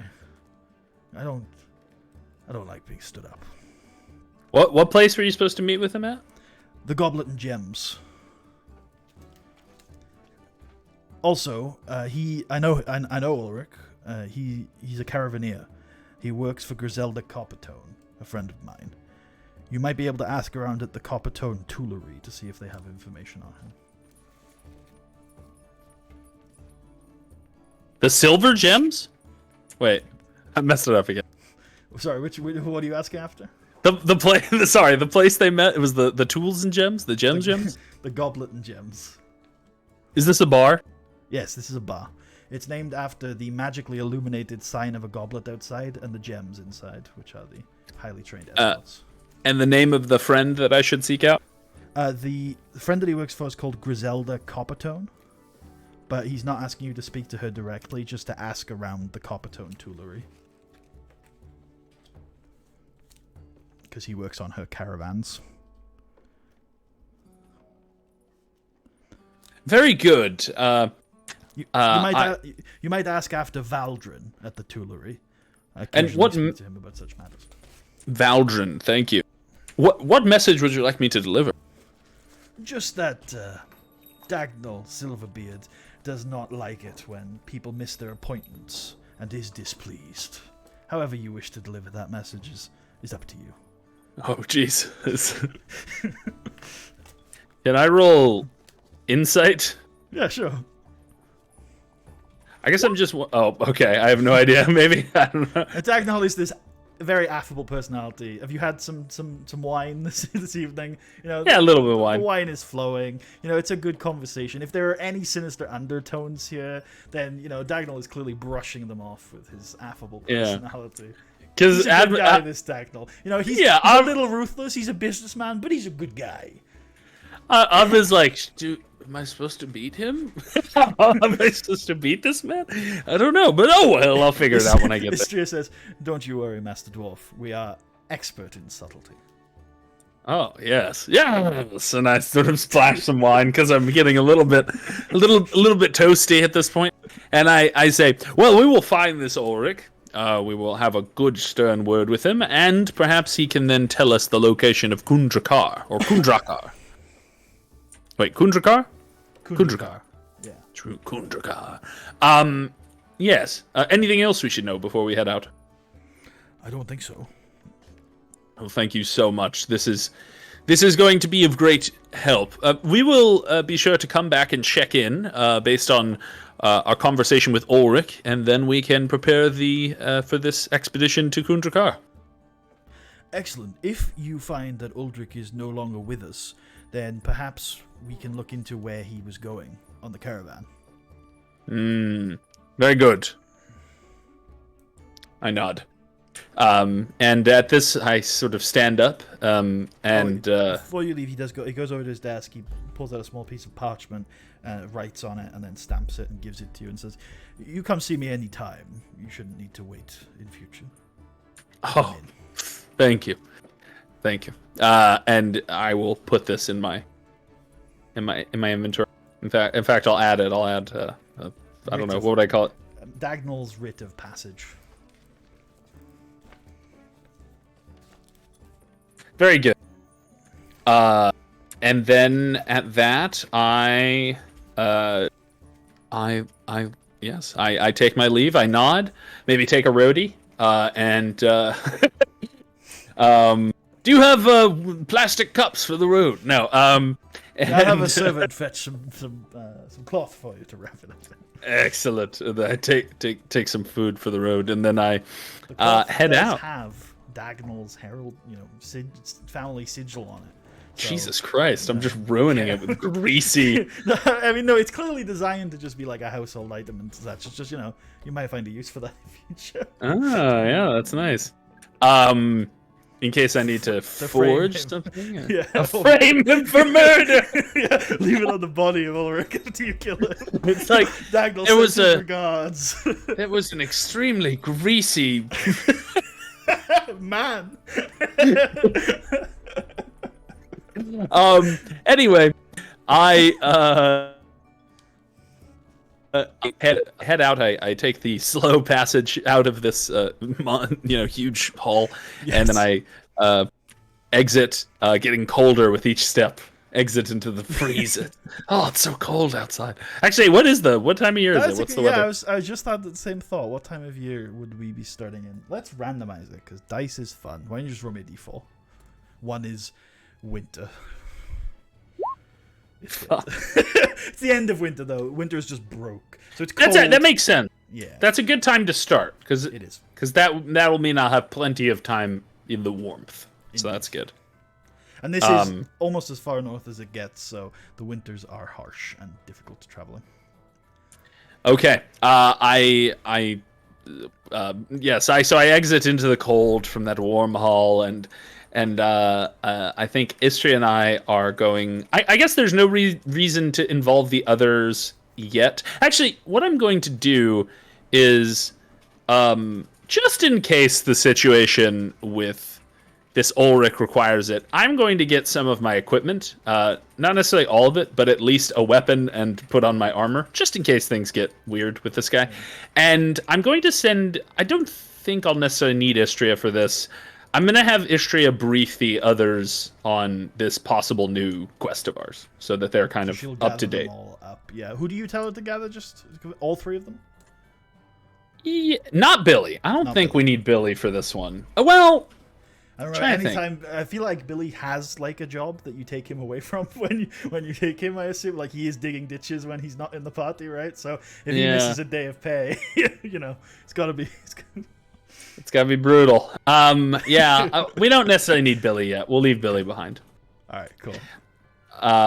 So I'll have her gather Dorian and Kratz, and I will head to the after I get my a little bit of gear, I'll head to the Coppertone Toolery. Do you want to meet Istria in like a local's tap house, rather, or is there anywhere specific you'd like to once? Sure. Yeah. Maybe not the Goblet and Gems, just in case things that's happen the there. Sort of big. The rest, there are a number of local tap houses that are quiet. Sure. Yeah, maybe one that's near where I live in town. I assume I have some sort of dwelling. I'm not a street urchin, so I assume so as well. probably Although where I live. Maybe still, even in your distinguished nature, I think probably still shared accommodation of some sort. Oh yeah. Yeah, sure. Like just with communal living and cooking areas. Yeah. Oh yeah, that makes sense. Yeah, I'm sure. Well, I'm sure at this time people live pretty densely. So, So I in whatever the neighborhood I live in of the city, there's probably some local place where we know the bartender and we know the way things go there, and I'll have her gather them there. Cool. Yeah. Good. Yeah. Sounds good. Alrighty. So you head down to the Copper House Toolery, correct? Yes. Excellent. And you ask after Valdrin? Yes, I will. I'll just walk up to like the first person I see and say, "Do you know Valdrin?" Yeah. So eventually, you are directed to like a back storeroom where this guy seems to be working. Like this clearly seems to be like a quartermaster of some sort. He's running the books. He's keeping track of inventory and things like that. And he kind of looks up at you. He's a human male. Looks like he's in his late 20s. He looks tired. And he says, "Hi, yeah, you've been asking after me. Can I help you?" Yes. I am Admand Honak. son of Madog, and I am currently taking up a lead from Dagnall Silverbeard, if you know him. Of course, I know Master Silverbeard. Yes, well, he has sent me looking for a gentleman by the name of Ulrich, who I was told you might know something about. Works with your caravan. Ah, yes, I remember now. Dagnall had been asking after Ulrich a few times. Yes, Ulrich was on a caravan out to... where was he sent? He looks through his records, pulls a couple of books down from the shelf. He was off to a little town in the Lurkwood, in the Lurkwood, called Blazingdell. Blaze him up, Dale. More like it. I say Blasingdell. I think that's probably the way to say it. Blasingdell. He was heading to Blasingdell? No, reports are that he got to Blasingdell. He finished his business there. Was heading back upon the Lancers Trail. I sent a messenger bird out a few days ago, and got confirmation that he arrived at Kellamvor Point.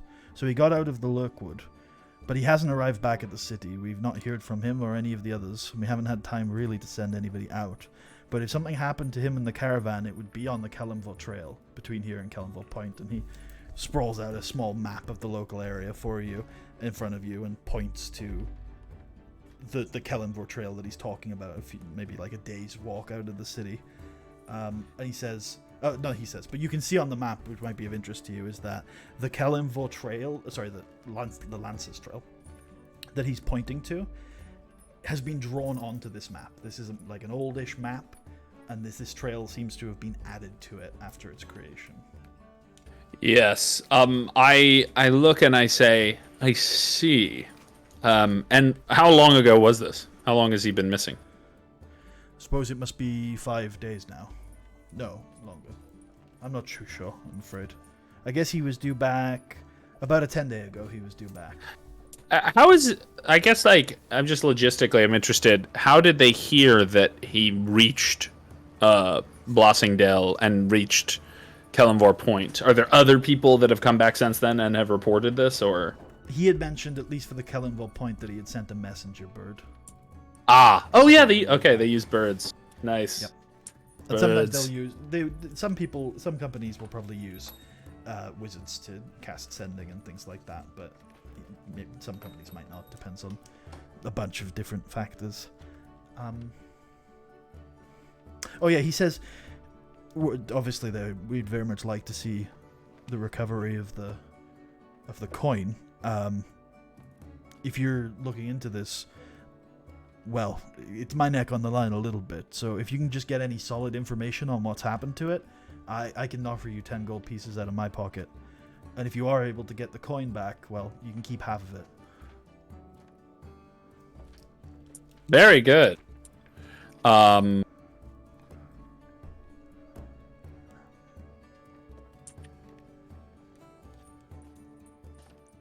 Good. Yeah, so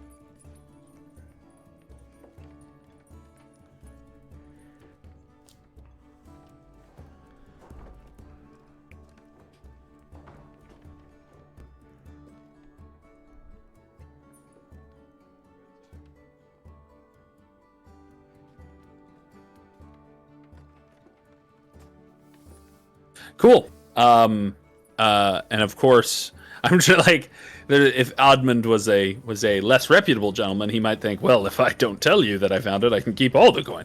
But he's not necessarily going to do that because he's a man of honor to some extent. And he says, all right, well, this sounds like it could possibly be a two bird with one stone situation. I have to find this gentleman anyway, and well, we'll have to head out there for something we're planning. So I will do this if I can. If I can find the caravan, or at least find information, I will return to you with information about it, and possibly the gold if I can find it.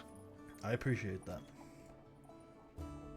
And at that, he nods. It seems like that's end of story. Ulrich is not in town, so at that, he is going to head to the bar to meet up with the rest of them and sort of let them know what I just found out.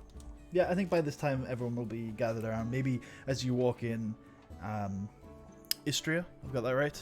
Istria, Yep, Istria will be just finishing off telling everybody about what's going on. Krantz looks quite interested. Dorian looks a little skittish.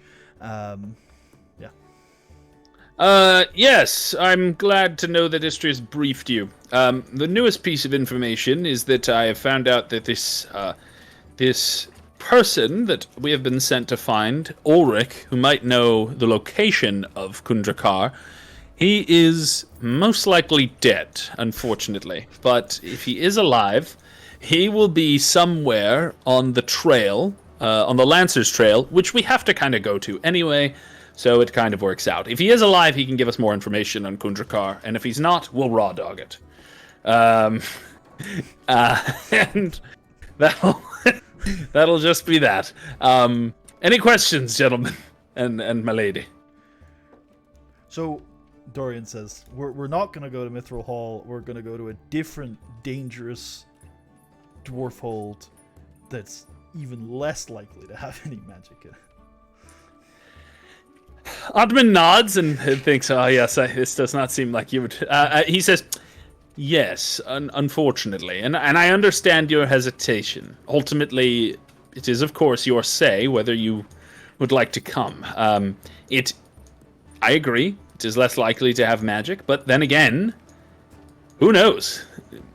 I don't know much about this about this Durgaden, but it could be if his weapons were so powerful, perhaps some of them were enchanted. It's hard to know for certain, and I do think that, unfortunately, I agree with I agree with Dagnall.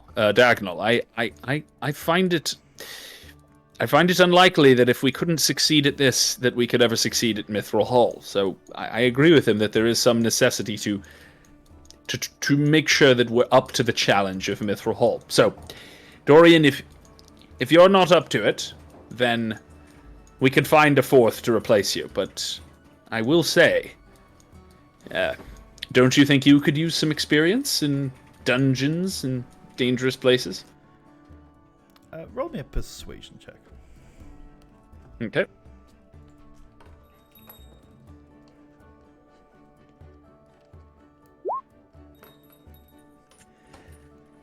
Seems to be kind of considering it, kind of mulling it over in his head when Istria says, you know, weapons imbued with the dwarves' vengeance.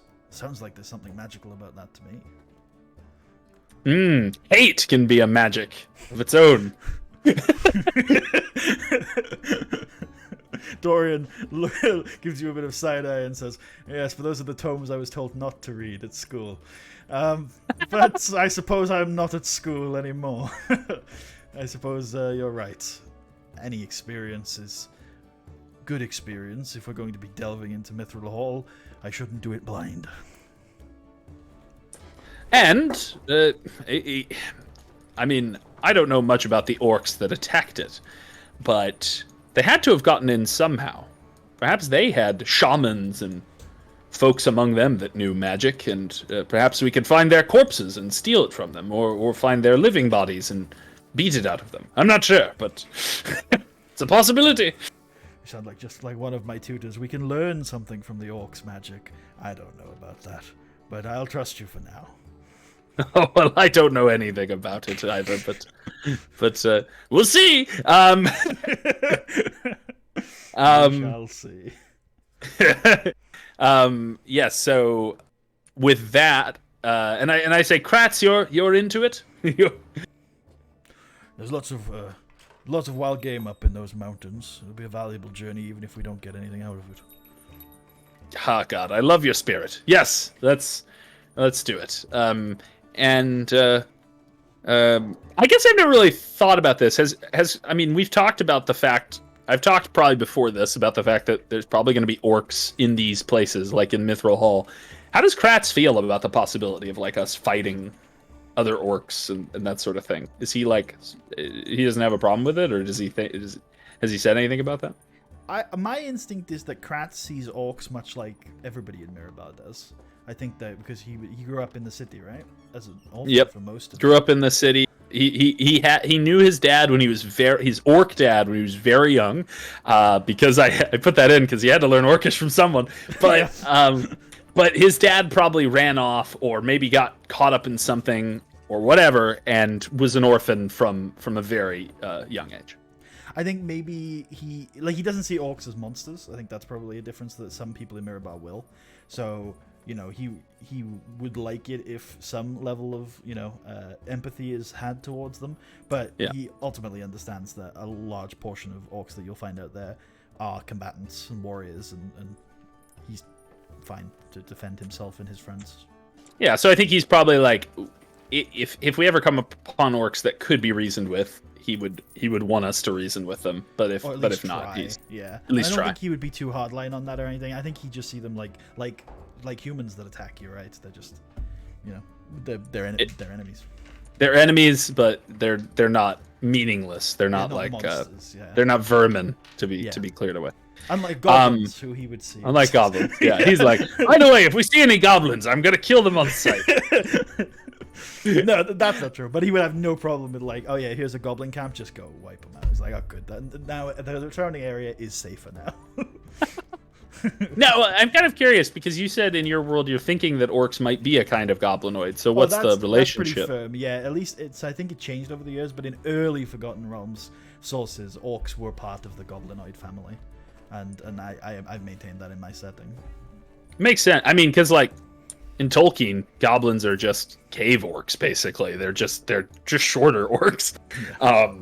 Yeah. My understanding, at least. So, yeah. So. I like that sort of familial stuff between the goblins. I think orcs add stuff. So it's like you've got the hobgoblins and the goblins, the orcs, and sort of bugbears is kind of associated, and not trolls, ogres. Ogres are also kind of associated, and having that wide variety of like familial dynamics between like this is like an orc tribe and there's some goblins there, or this is a hobgoblin tribe and there's some stuff like that. I think it's quite cool. Cool. Yeah. So I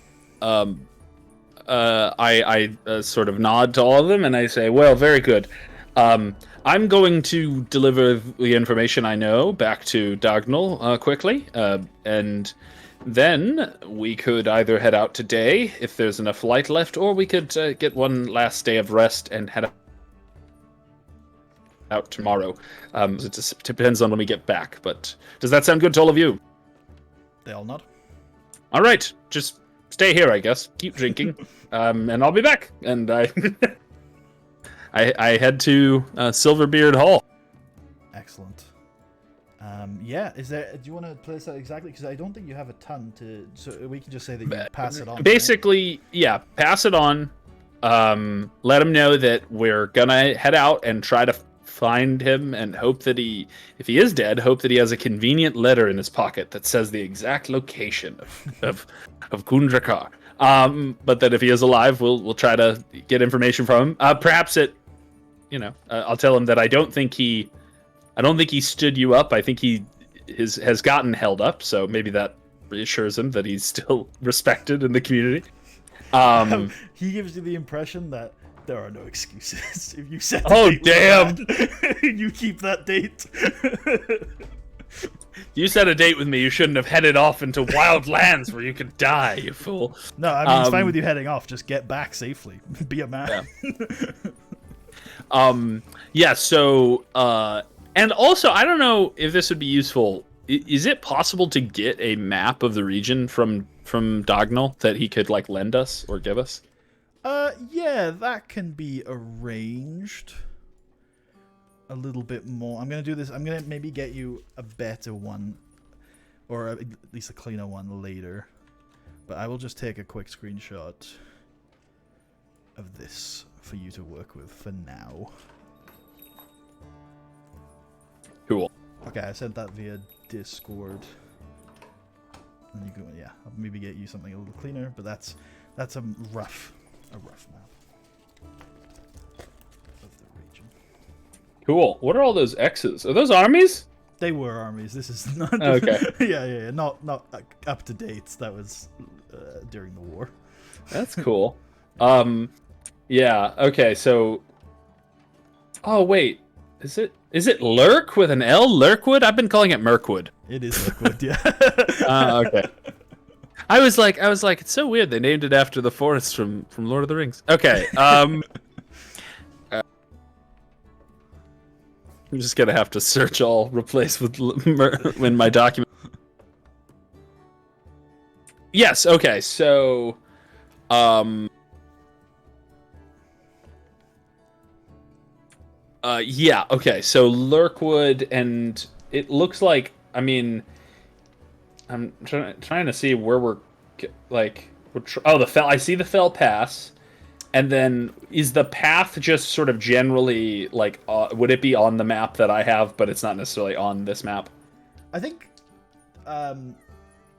Diagonal probably would have given you a map that doesn't have it on, because he's the kind of guy to be like, I don't want to draw on my maps. But it branches off from the high road there, which is the road coming off south of Mirabar, and just goes right through the Lurkwood to Mithril Hall, basically. Okay, so we can't miss it. It'll just come off of the road. Yeah, there are. No, you'll be able to tell. I mean, maybe there are probably like a few false turns that are like 2 little villages or something, because the trail is quite small. But if you ask directions every 10 miles or so, then you'll be able to figure out which turn to go off in. Or actually, if someone just rolls a survival check, then obviously you'll navigate fine. Cool. All right, then somebody in your party can navigate, right? Maybe Kratz. Kratz has survival, I think. Yeah. Yeah, Kratz has decent survival. And a few of us have good perception, so cool. If that helps. Yeah, so yeah, I think honestly with that party mega, I don't think we need to do any checks. I think you're probably going to be okay. It's not a hard. When we get into the Shadowlands, there'll be some difficult navigation, but I don't think this is it. Okay. Well, then we will. Is Lurkwood considered part of the Shadowlands? Half of it is. You enter the Shadowlands about about 2/3 of the way through the forest, and you can see it from Mirabar. If you look east, you see this massive dark cloud hovering over the lands to the east. Yeah. Okay. In that case, we are going. I'll sort of do that. Talk with him. Head back, and then what time of the day is it? Is it reasonable for us to head out today, or do you think we should spend the night here? It probably makes sense for you to do it the next day, because you probably met with Dagnall in like the late afternoon or early evening. Oh, definitely then. Yeah.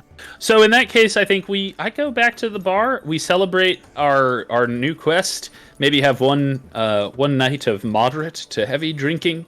And the dwarves drink heavily and everyone else can drink moderately. Yeah.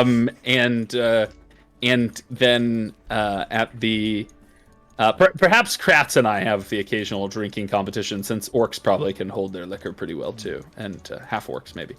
Or is Kratz the kind of guy the night before a mission to stay sober? Oh man, maybe he's like he just fucking zoots. He's just like he gets really lasered in. He's like, I'll talk to him like, hey Kratz, you want a beer? And he's like, I can't. And he's fletching an arrow. Sharpening a knife. He's like covering himself in blood and paint, and everyone in the bar is like, what's with that guy? But it's worth saying that if you have this night of sort of minor revelry, you will be pretty much alone for much of it as a party, because these sort of local tap houses in Mirabar are very rarely used for such purposes. Most people in Mirabar, they come in, they have a drink, maybe a small meal, and then they just go home. They go to bed. They've been in the mines all day. They're tired. But it's not unheard of. Some people might. You unemployed layabouts are absolutely known to have these sorts of occasions, and in fact you keep these sort of places alive. But, yeah. But the owners love us. Yes. They're like, it's kind of like whales in the video game industry. It's like there's a few people that keep the industry alive. I thought you meant the country, but now I understand you mean the people who transactions. That's what I meant. Yeah, that's what I meant. What did you think I meant about whales the country? I don't know. I was curious where you were going. You'll also notice that when you have these sorts of evenings, I think maybe you wouldn't notice, but Istra will point out that when you have these sort of meetings, members of the Axe are often found around the area, and occasionally non-uniform member of the Axe will, just pop their head in and have a conspicuously long drink. Very good. I talk to them when they do, especially if if I recognize them, I say hi and like, oh, how's things going, But, Yeah. but they are trying to be discreet, but they will break down. And you remember the Axe long enough to know that basically the Axe like it when it's just the goblet and gems, because they just keep an eye on that one part of town, and then when things get a little rowdy elsewhere, it certainly tests their resources. Yes, that makes sense. In that case, yeah. I'll chat with them, but I don't hold them up especially if they're on duty and they're just getting a cheeky pint. We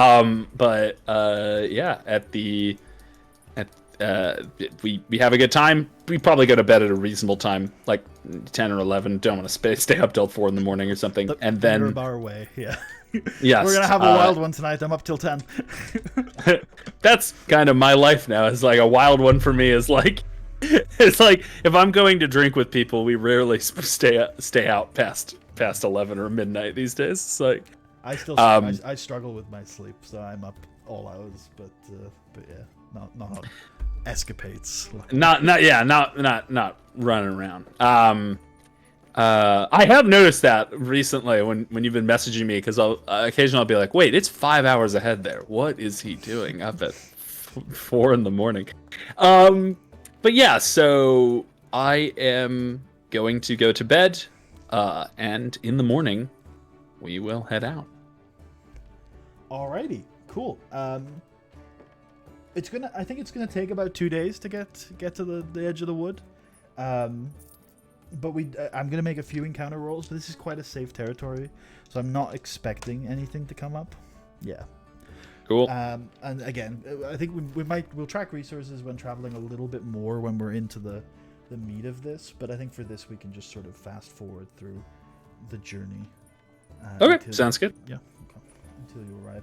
Because it's certainly not going to be hard for you to find what you are looking for, because as you follow the Lancer's trail, you will at some point in the journey see just off of the trail the wreckage of a cart, of a caravan, very clearly within sight of the road.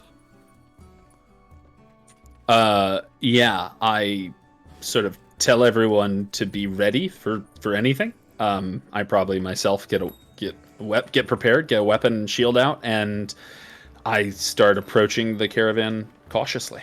This is worth mentioning, because I think once we get into the dungeons, it's not a big deal because you just have it equipped all the time.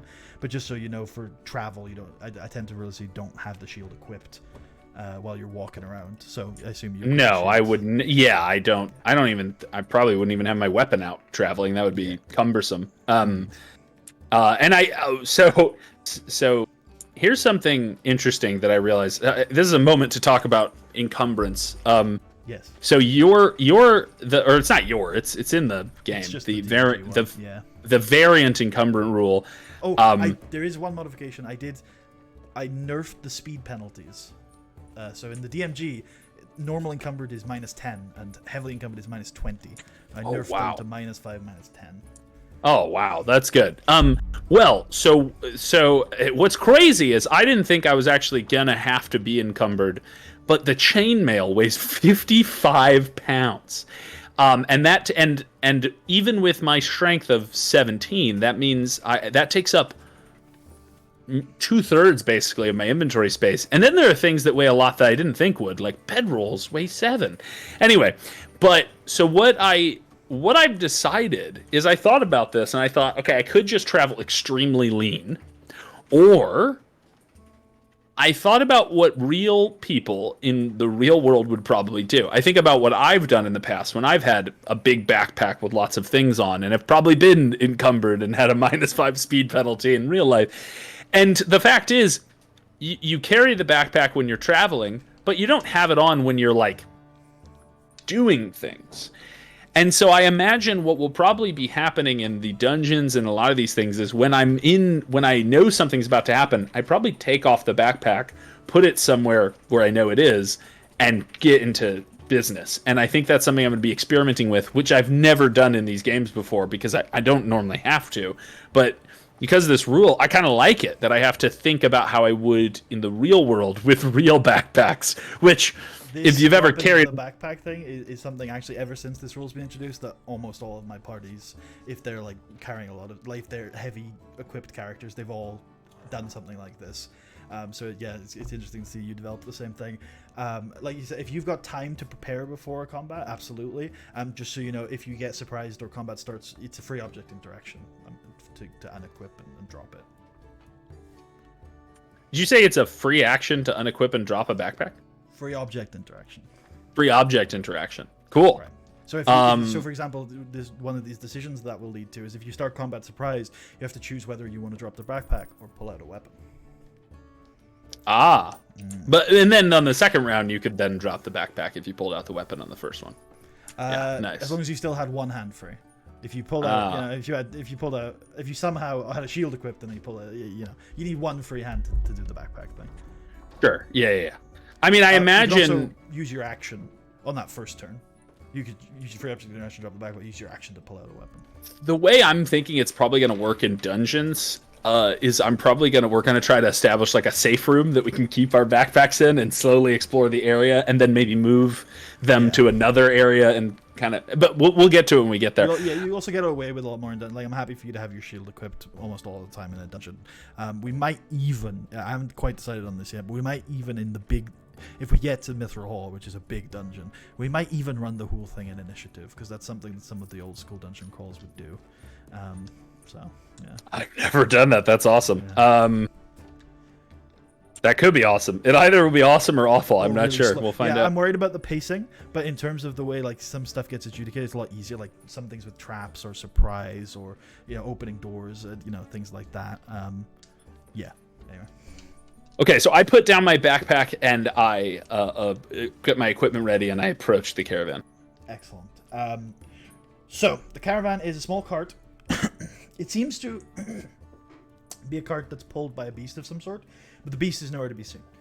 The cart itself is damaged. It seems to be damaged from having, it's damaged on a particular side. So it's sort of in the ground, and then on the side that's closest to the ground, it's got just a big dent in it, basically. Sorry for hitting my mic there. There are 3 corpses dotted around this caravan. They are all human, 2 males, 1 female. They're all wearing armor, light armor. 2 of them have metal pins on their armor. One of them has a gemstone, a purple gemstone that is sort of coming out of it, sort of integrated into it's a gemstone with a small metal surrounding, and then in that metal is a feather that's been sort of attached to the gemstone, a black feather. Around the caravan site there are a bunch of boxes and crates that are open. They're all empty. Some of the boxes, some of the lock boxes and crates have been broken open. Some appear to have just been open normally. Yeah. Cool. Could I roll perception real quick just to make sure that no one has laid any booby traps on like the bodies or anything that I could set off by getting too close? Yes, and could I read that feature to see if it would have any impact on this? Is there a booby trap? Okay. Let me just see the feature. Who knows? The feature, yeah, feel free to look it up. It's in the PHB, but I also have it on my character sheet, and I can pop it, I think. Yes, you can. Man, you have advantage twice to saving throws to avoid or resist traps. That's crazy. Is that super advantage? You had... Oh, did I write that twice? Oh, that's my bad. Yeah, let me delete that. Made to detect the presence of secret doors. Okay. So no advantage to detecting traps. Yes, no advantage to detecting traps. However, I guess by and normally, I guess, I don't know if you've ever ruled it this way. I suppose normally when you're searching for traps, you have to travel at a slow pace. I can zoom and just move at full speed and look for traps. Gotcha. Yeah, and that might be useful if we run the if we run the initiative. Yeah. Initiative. Yeah. Okay. Yeah. Roll me that perception check. Or actually, hold on. I think this is more. I don't think this is pure perception. I think I'm gonna have you roll investigation on this one. Oh fuck! I maybe should have invested in investigation then. I didn't. Oh shit. I think most traps are gonna be perception, but here you're kind of looking at a. That's scene okay. and, yeah. And Sure. Yeah. Whoops. Well, there certainly is death here. There are 3 dead bodies. What killed them? Maybe it was a trap. Who knows? Is it also reasonable, since Dorian's a little smarter, to have him roll investigation as well? Dorian is a paranoid individual who is often probably on the lookout for these things. So yeah, go ahead. Fuck. Dorian says, "There are 3 bodies here. I wonder what killed them." Well, time to test out that advantage on saving throws in case there is a trap. Admand is going to then walk closer, and I think he's in particular interested in the pins first that you described, what they look like. So the 2 pins that are matching on the 2 dead corpses. And he'll get as close as he needs to identify if they have a symbol or something. Oh, you're probably gonna have to pick it up to really kind of because it's a Sure. little bit. Yeah. Okay. Cool. You pick it up. You have a look.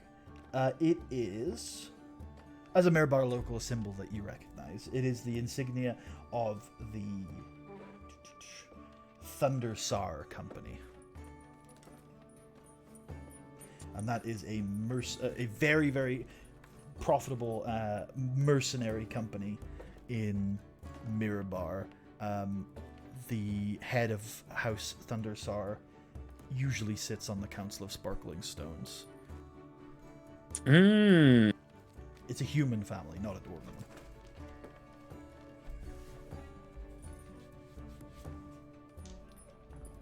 one. Okay. And they're based out of Mirabar? Or they just have a... Okay, yeah. Then... Okay, and there's... You said 2 of them had these pins. Identical, I'm guessing. Correct. And then I will take a little closer look at that. You said the jewel with a gem with a feather attached to it. Yeah. So like the sort of stem or quill maybe of the feather has been cut out, and just the plume has been sort of put into this. Glued on? Yeah, maybe glued. Probably more just like stuck in there. Sure. Yeah. Do I understand why? Is it just a fancy piece of jewelry, or does it mean something? Yeah, it's a good. It could be a piece of jewelry. Maybe it could be some sort of insignia or mark, but there's no identifying features on it. It's just a purple gem with a black feather coming out of it. Dorian, do you know the significance of this? Is there anything historical about it? Could I, just in case, could I have Dorian roll history on it? Sure. I mean, it might be nothing, but in case it has some sort of historical significance.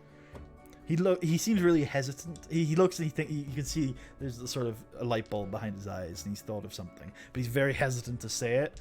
And then he sort of just mumbles. He's like, "Well, this sort of sigil has been known to be a particular type of mage in the old Netherese Empire.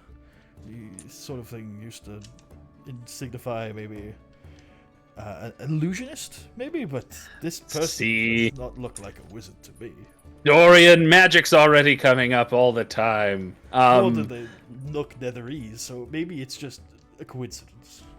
Admin will then do the dirtier work of starting to actually search the bodies, like look through pockets, pat them down, see anything else that I can find. Yes. They don't have many objects or things of value on them.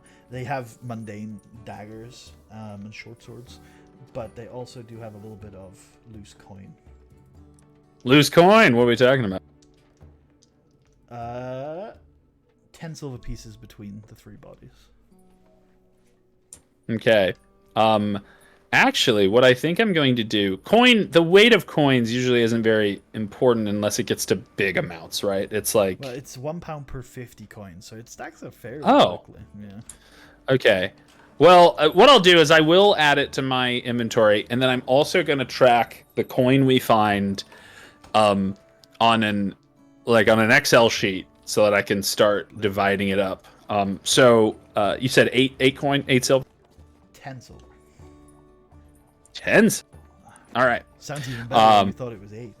Yes, I found a king's bounty. No need to go to Mirabar. We will drink for years off of this. No, uh, so, it turns out Admand just does not have a good perception of what money is, and he's like, this is,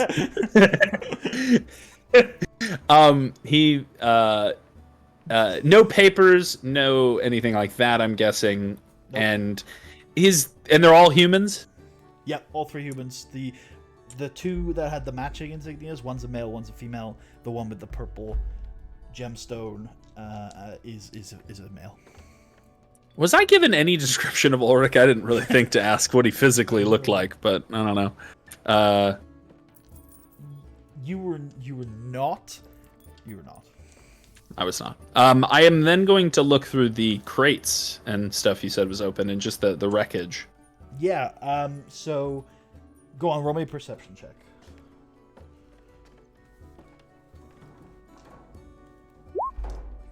Okay. Yeah, so they're mostly empty, but you find trace dregs of certain things. So you can tell that one of the crates held what appears to be raw, crude ore. Another of the crates held grain. And then there is a barrel that still is full of water.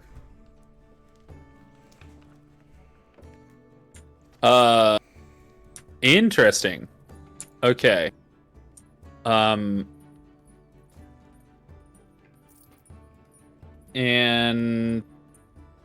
does it appear to be, well, I don't know. Is there any way to tell if water is clean just by looking at it? Probably not. You can give it a sniff, because if it's foul, then you'll be able to smell it. Sure, I'll sniff it. It seems okay. Nothing.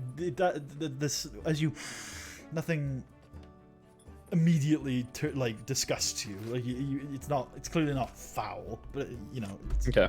Might not be. It's not source. It's probably not source.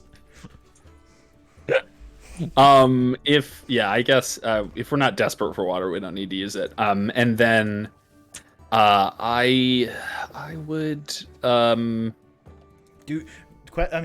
you'll almost for certainly find a water source today. We're not really tracking it, but would you like to fill your water skins up at this barrel? Well, that's the thing. I thought about it, but I'm a little. So I'm trying. It depends on what happened here. If this was just a quick hit and run, then I'm sure the water's fine. But if it was something more nefarious, and I was a nefarious person, and I left water behind, I might poison it so that anyone that comes to drink it is. I mean, that's really paranoid, though. I don't know if that. You know what? If Dorian sees what you're thinking and nods at you. Dorian is also paranoid, but Admand, it might be interesting for just to find out. And Admand has resistance to poison because he's a dwarf, so he will fill up because he's not as worried about poison. Dwarves are insane and they drink poison all the time. I think Iskra and cats will do the same. Krats. But Dorian is freaked out. He's like, no. Anyone could have done. It's been here unattended for days. I'm sure we'll find an inn along the road later. And then I say, Kratz, can you see any footprints or any signs of what happened here? If there was, clearly there was a struggle.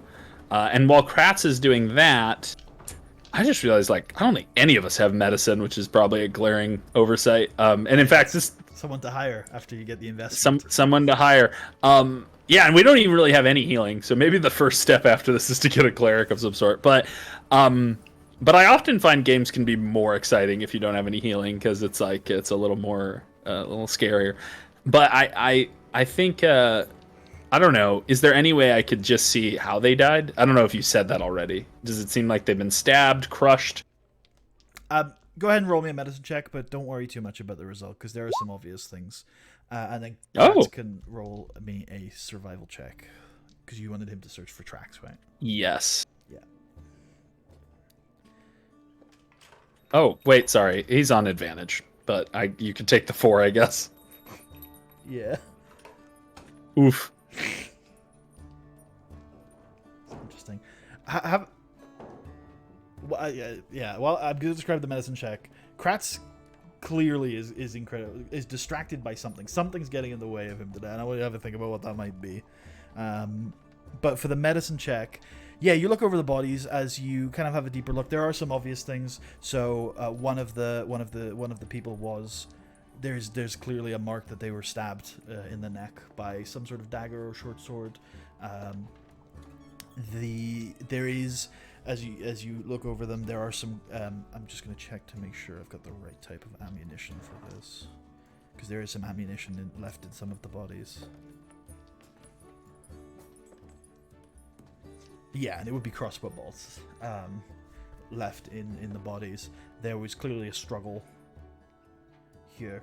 And with a 13 medicine check? Sorry, 14 medicine check even. That's pretty good for this situation. I think you can tell by the blood. So the person who had the purple gemstone, they have a short sword. And I think you can tell from the kind of trail of blood leading from that short sword that they probably stabbed one of the people with the pins. So clearly there was some sort of struggle between the person with the gemstone and one of the people with the pins. They were not on the same side of this fight. And I mean, I would have imagined, that is interesting. I would have imagined that the members of the Thunderzar company, these mercenaries, they probably were hired just as guards to defend the caravan, unless they... I mean, do they have a good reputation? I imagine they wouldn't be hired as raiders and, robbers.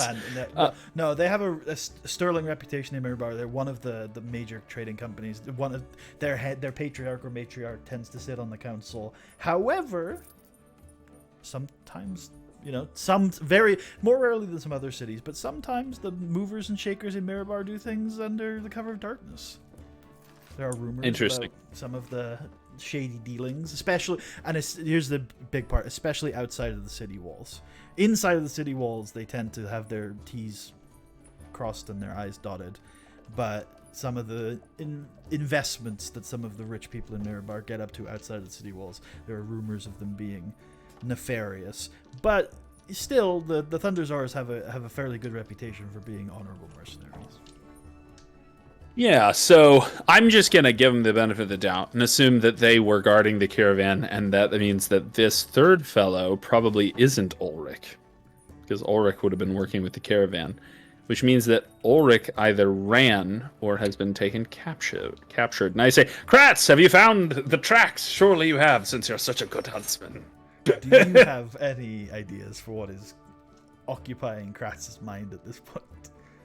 Maybe he does find tracks, but maybe they're game tracks, and he's like, ooh, I didn't think that doe were in season right now, and he's like getting excited about that.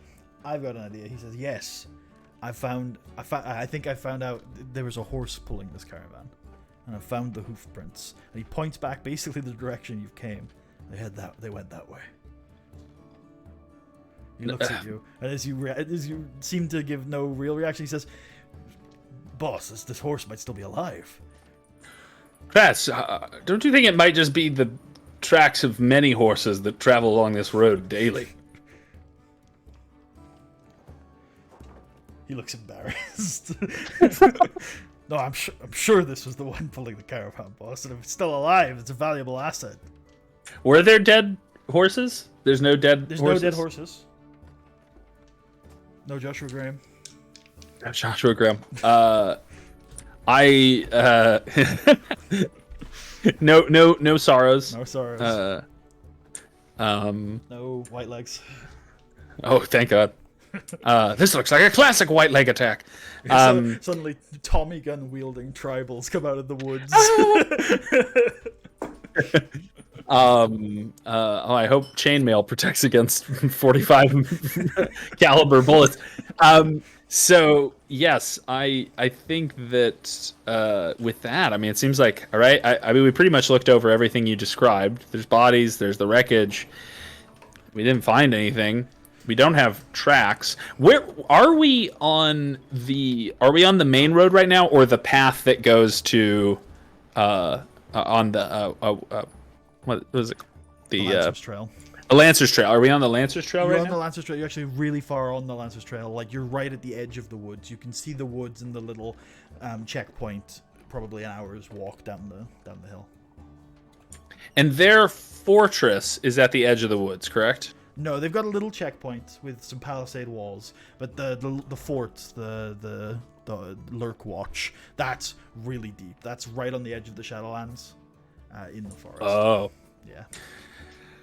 Well, I'll ask the others if they have any suggestions. My thought at this time is that we go to that outpost to see if they have heard anything or seen anything that they could give us a lead, maybe. The outpost that they run at the edge.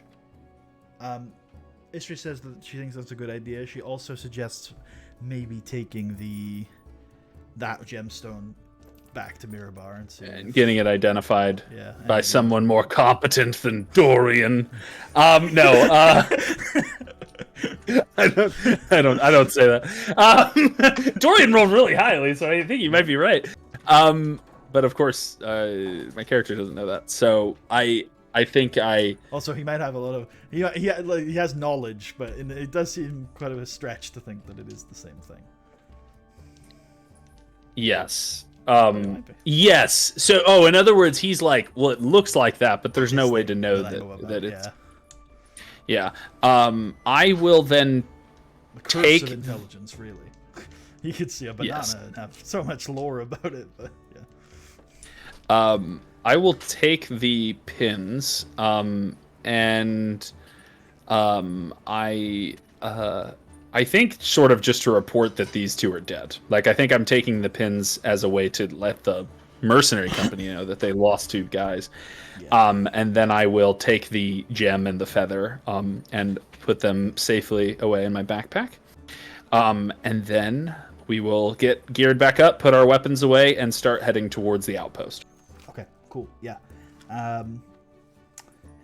As you approach, there is a woman in armor, probably like a chain shirt, and carrying a shield with the symbol of Kelemvor in it, which I think is a scales, and a hand holding them, like a skeleton. Is it a skeletal hand?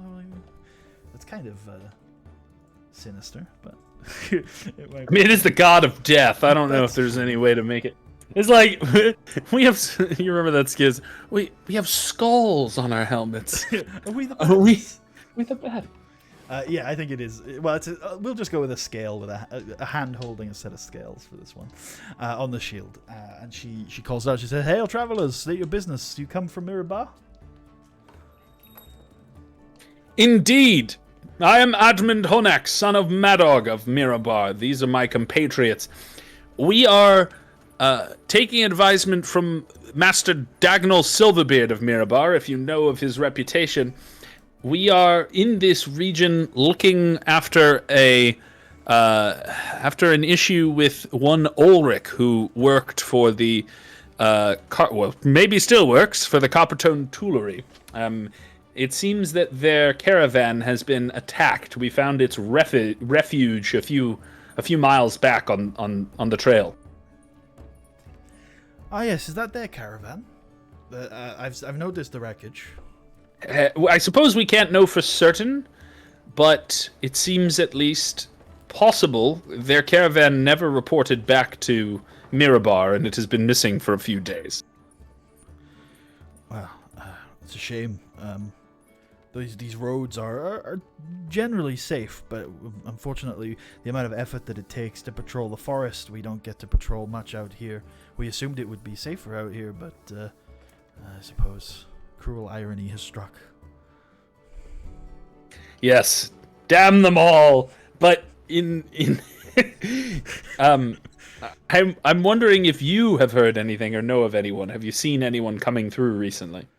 I went to take a look at the... Wait, sorry. You seen anyone coming through? Yeah, there are about a dozen groups coming through the checkpoint every day. Is there anything more specific? I suppose if you saw any nefarious characters, I hold up. I say I believe that men of the Thunderzar Company were defending the caravan, but I found this, and I hold up the gem with the feather. on the body of one who I believe attacked the caravan due to the wounds that I believe he inflicted on them. I've seen that before, yes, actually. It was a while ago now, maybe 10 days or so.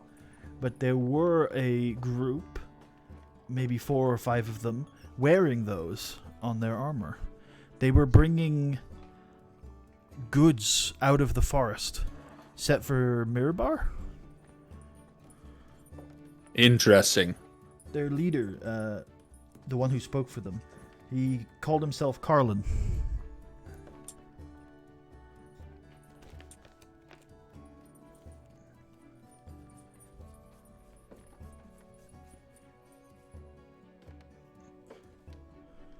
I see. And that was 20 days ago, you said? Yeah, thereabouts. And they went to Mirabar. They were heading Mirabar way, yeah. I don't remember them coming back though. Although I'm not on duty all the time. The timing doesn't work out perfectly, right? Because we were told that that would have been before 5 days. Yeah. 5 days ago was when Ulrich went missing. Yeah. And like when we say Ulrich went missing, the fate of Ulrich is also the fate of the caravan he was with, I assume. So like the caravan went missing as well 5 days ago. I say strange to hear, but it is good to hear that they went west. Perhaps we could find more information in Mirabar. Did you find anything at the caravan that maybe I missed when I was there? I did have a look, but I couldn't find any tracks or anything like that. There were some hoof prints, though. Kratz shoots you a glance. I thought you said Kratz shoots me, just like, ah! Loose! It's a fun game we play. When one of us is right, we physically hurt the other with a weapon. Yes, let's just see boom. Oh, shit. Got me. Yes, but I say, I see. Do you, well, I suppose while I'm here, we might be soon, perhaps not today, given, I would like to find Ulrich if I can. We will soon be heading into the Fell Pass. We're looking for a fortress known as Kundrakar. I'm wondering if you've heard anything from that area. She looks at you. First of all, she looks at you with like surprise because she's heard you can tell from her expression that she's heard of the Fell Pass. But when you mention Kundrakar, she just gives you a blank look. She says, "Actually, hold on, let me get a girl." Yeah, she said that sounds dwarven. Indeed, it is. Good to know. Well, thank you for your help. Is there any way I can thank you? The followers of Kellenvor are always thankful for a donation. Helps keep the forest roads safe. Death to our enemies.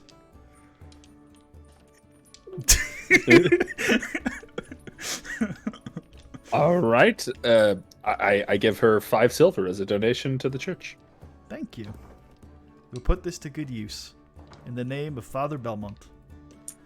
Who's Father Belmont? Maybe I should find out if you guys are evil first. Father Belmont say that is the cleric that gave us purpose. Yes, I actually was curious. People in Mirabar have not heard much about you, and I'm wondering, what is your purpose? Death to our enemies. Oh! Who are your enemies? The orcs of many arrows, and their drow masters. Ah! Well, we might be fighting some of the orcs of many arrows, since we're heading up to Kundrakar. They apparently besieged it long ago. Not that long ago, actually. Yes. Guide your lance. Death to our enemies.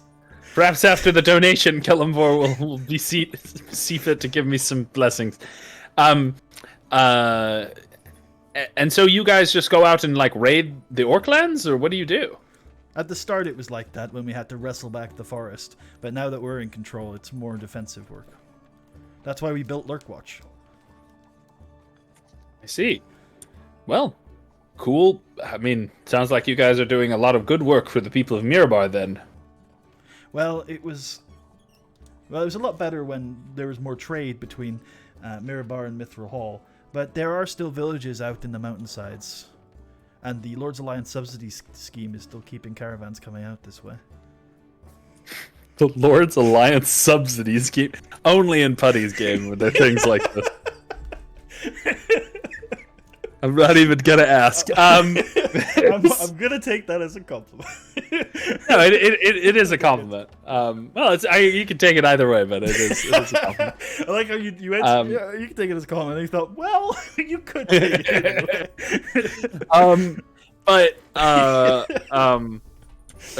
Yeah. So I say, so is you said villages out near Mithril Hall? There are some villages in the mountains, former vassals of Mithril Hall, or some towns that have been isolated and are just clinging on.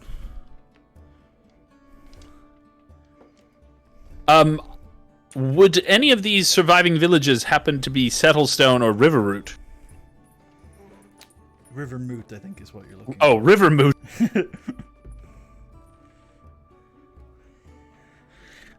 She sighs and says, Settlestone, well, Settlestone is just a ruin now.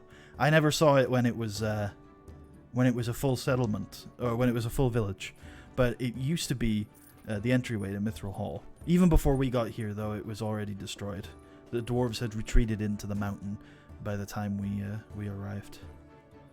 As for Rivermoot, it's well the other side of the mountain, up the river. I haven't heard word from Rivermoot in years. Although I was stationed there once. Oh, actually, I see. No, she would have joined the company later. So no, she wasn't stationed there. She said some of the Lancers, all of the Lancers were stationed there. Join the company later. Does this woman have a whole backstory? That's awesome.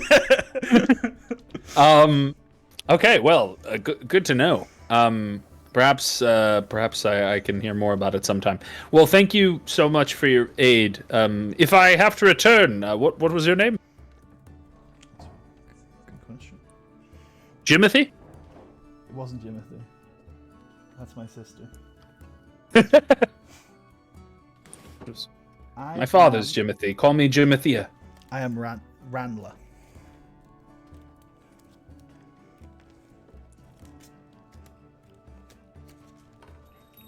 And what is this called, the official name for this? It's just the outpost or the... Kellenvor Point.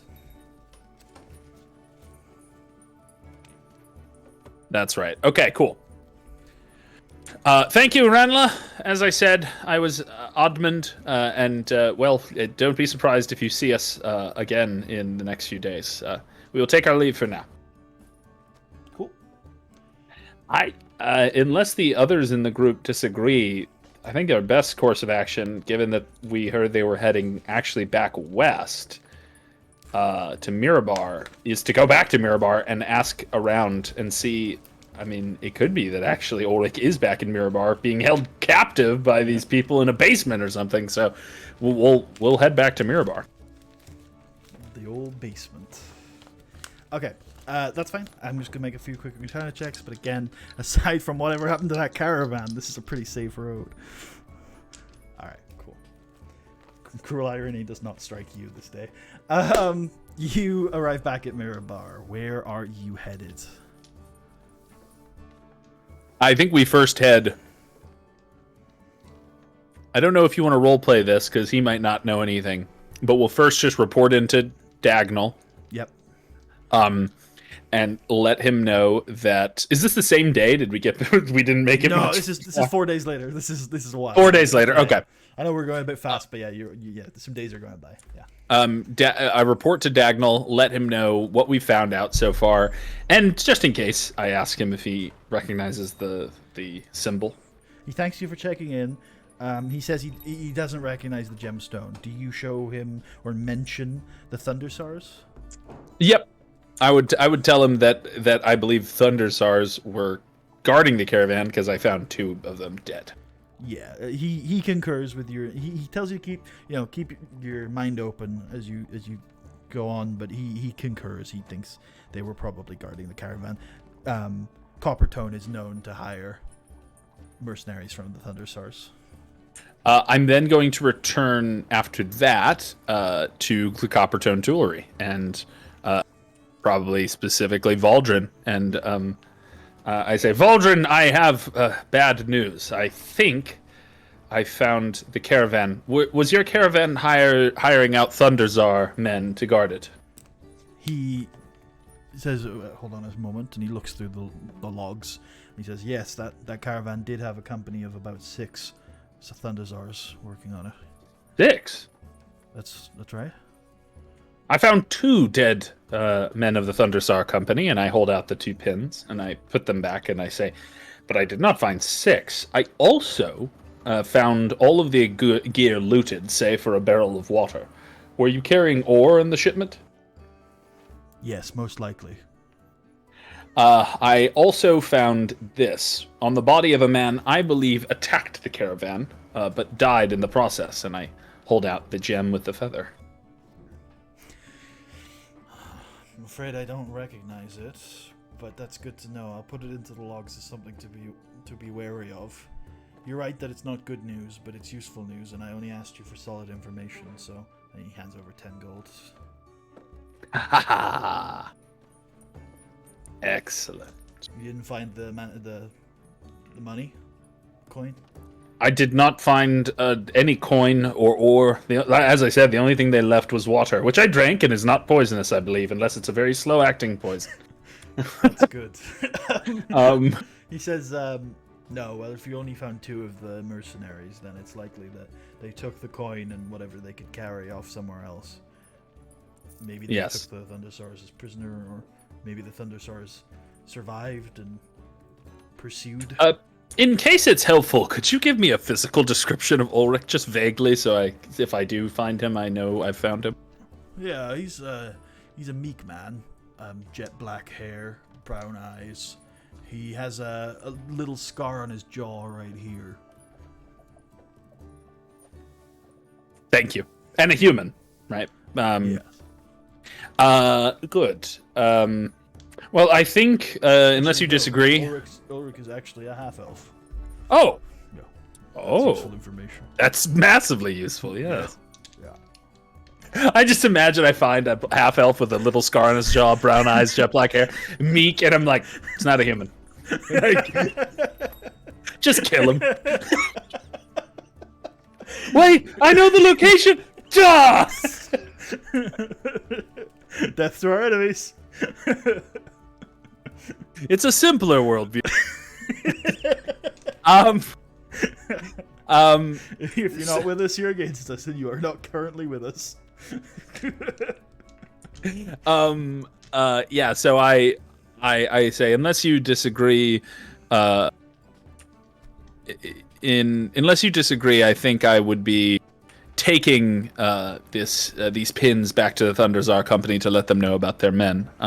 I would have buried them, but the last time I did that in a putty game, it took all goddamn day, and digging ditches takes a long time. I learned my lesson. I'm not going to bury the dead unless they're my loved ones. Bring a shovel. Unless they're my loved ones, I'm done digging ditches for people. The lesson has been learned. I looked at Istria and I'm like, if you die, I'll bury you. We had this conversation and I didn't like it.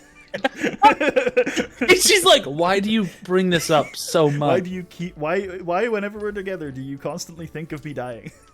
How come every time we pass a funeral or anything, you're like, I would do that for you? Maybe I'll outlive you. And then you just laugh at her. You're a woman! Yes, it's my gender. So I... He says he if he wanted to, he could get the pins to the Thundersars. Oh, yeah. Absolutely. I say, do you think they'd have any useful information, or they probably are in the dark on this?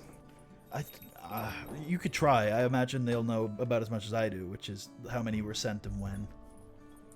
But Good. they'll be thankful to have some closure on what is no doubt a group of missing men. Maybe I'll check in with them then. Do you know anyone in town that might know more about something like this? The gem, the feather. I think. Here's the thing, and I'll also tell them. I saw, or I talked to the to one Ranla at Kellamvor Point. Fun people over there. They really. They don't like their enemies, I'll tell you that. But they... What's ironic is that they're pretty good at their job. So the road inside the forest these days, it looks like it's safer than the road outside of the forest. Yeah. It's the tragic irony of it. Truly is. But I say we heard from her that that a group bearing this sigil, quite a few of them, were seen coming this way 10 days ago, 20 days ago. And they have not been seen returning back the other way through the point, which means they either went south along the road, I'm guessing. I mean, I guess they could have gone anywhere, but they might still be here in the city. And if they are, they could have... I mean, I don't know. They could have... The timing doesn't quite work out because they would have passed through that caravan, the point where the caravan was, well before the caravan was attacked there. But if they had went back, came back, if there's been passage... Anyway, I might look to see if anyone knows about it. Do you know anyone in the city that might know such things? Scholars? Men of wisdom? Women of wisdom? People of wisdom? He kind of gives Dorian a look and then looks back and says, well, in terms of... Dorian's the smartest person in the city. In terms of what's going on right now, let's just say this. I don't necessarily trust the history books to tell me the present state of Mirabel. As for where it could look, the places that come to mind are as much as I hesitate to visit such an establishment, the Goblet and Gems has a lot of information in it. Although be careful about what you say. I would do more listening than talking if you're in there. But where I would go if you're interested in this sort of thing is probably to the Axe. They're probably the best people to speak to. Ah, excellent. I'll start there. Thank you very much,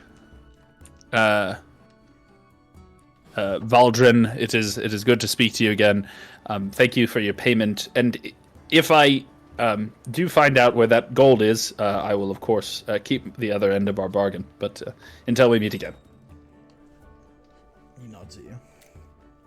And I leave, and I think I will, I don't know, we don't need to roll a play it out, but I will check in with the Thunderzar company and just let them know that I found 2 of their men dead on the road, and that the others are missing in action. Don't know where they are. Okay, cool. They thank you for it. They'll give you 5 silver, I think, as a for returning the pins and giving them the information. Fantastic. And then we go to... I will go to... Is there a sort of like guard headquarters for the Axe? Is there like a... Do they have a headquarters? There are a couple around the city. I think probably the one that you probably know who spends a lot of time, in his office, and you have a good rapport with, and the guy has a good beat on the streets is a dwarf who's about 20 years younger, called Brock. I will go to Brock. All right. There's a little bit of friction, and your friends don't get let in. But as soon as you say your name, you get fast tracked to Brock, unless you want to fight your friends to follow you. I start a fight and we kill several people.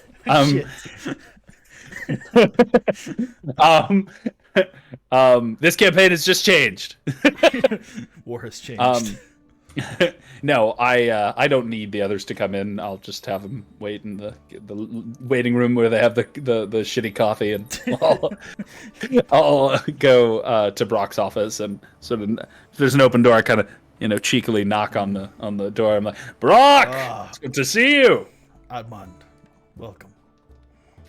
I'd love to say that I'm just here to hear one of your old war stories again, but I'm afraid I actually have come ask if you could do me a favor.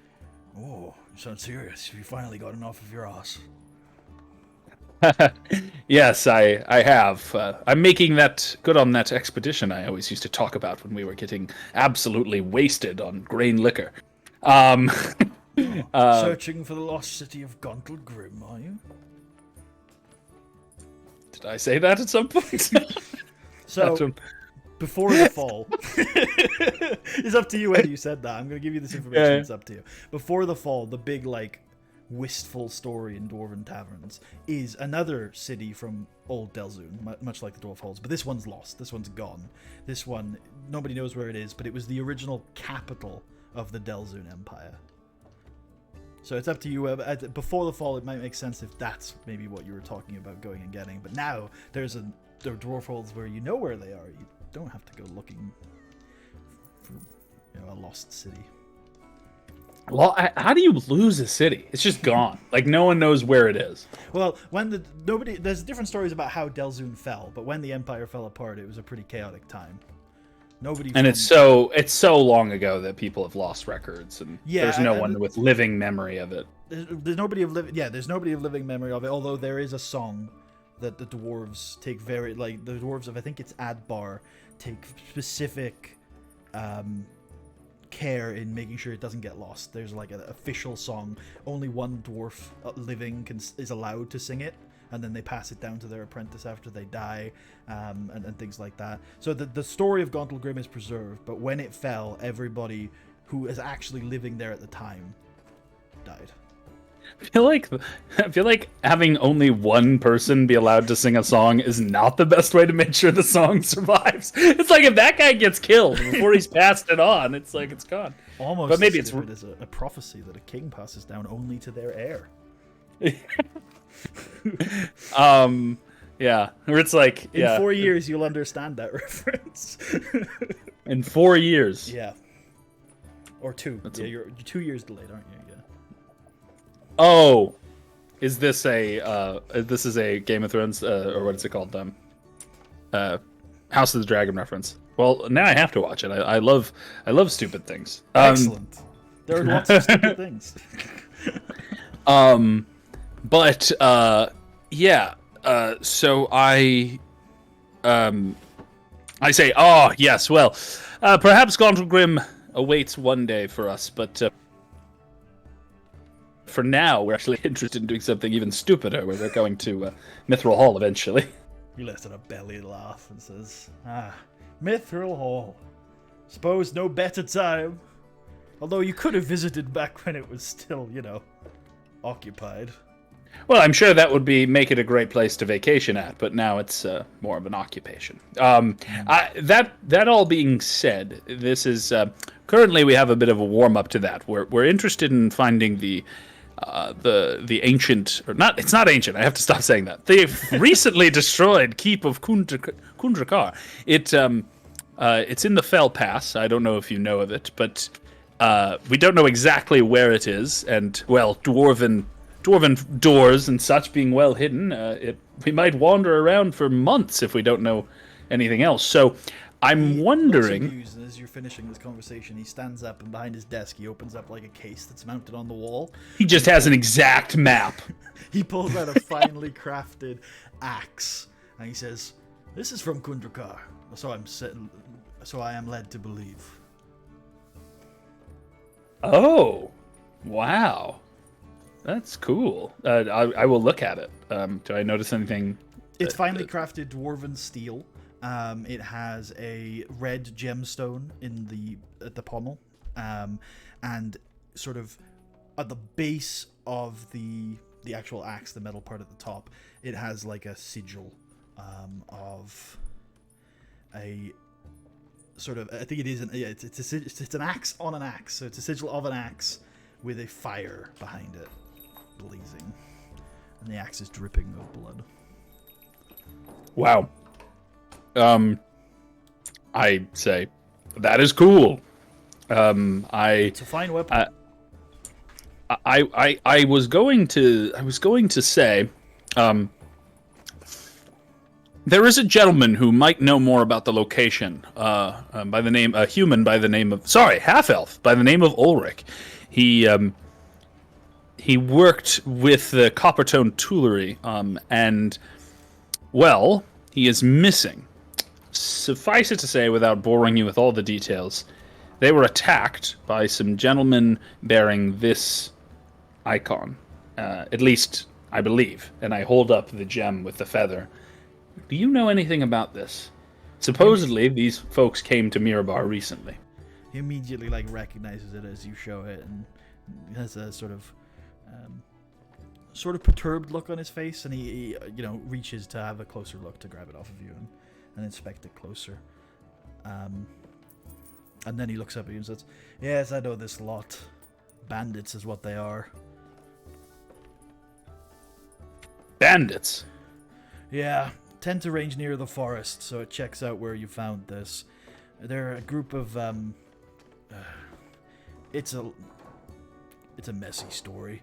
The group of them, they used to work in the mines up in the north in the mountains. They were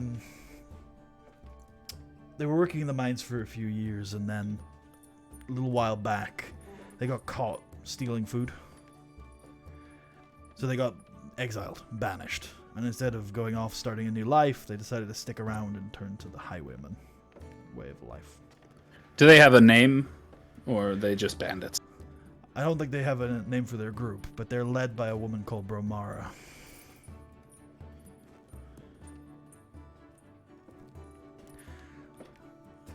I've tracked them down roughly just inside the forest. If you go maybe, I don't know, a day and a half south of Kellenvor Point, you should be able to find them. They're holed up in some cave at the end of a river.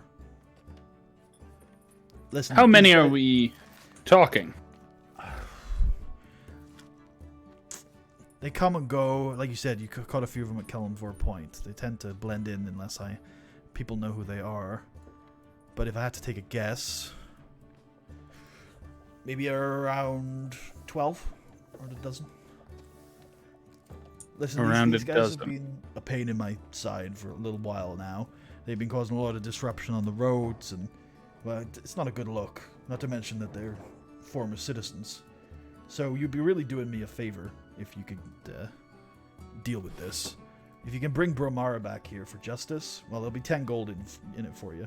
But bring me your head, and I'll give you 5.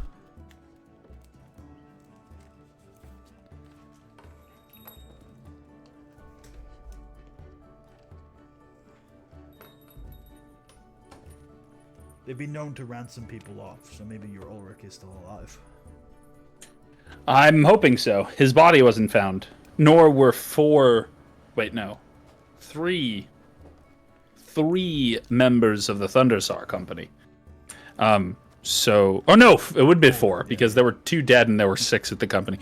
I think it's very possible. Sorry.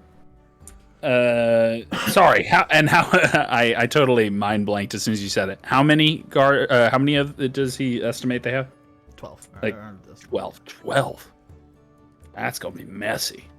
He says, "Listen, sorry I can't help you any further in this. I hate to advise this, but if you're really interested in Ulrich, then maybe paying the ransom if he is alive is maybe the safest way of doing it. Like I said, though, I'm more than willing to pay if you can bring her back here, dead or alive." I'd be more inclined to bring them to justice. If they're murdering people, I certainly don't want to reward them for that with money. And they've also probably captured a good deal of wealth from the Coppertone Toolery, and I'd like to see it returned to them because, well, some of that wealth has been promised to me. Oh yes, because it's theirs. Very understandable. Well, in any case, I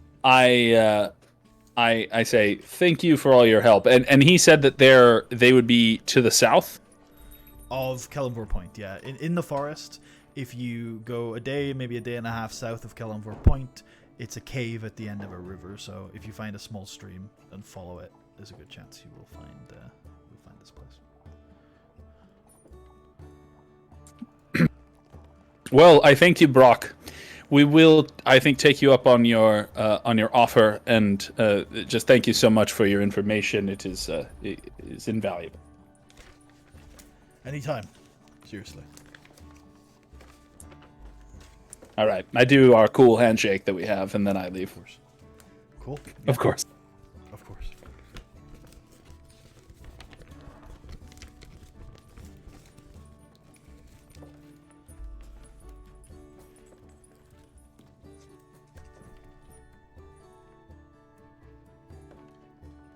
And hey, if you bring him back to justice, he said he'll give you 10 gold, and if you just bring him her five if she's dead.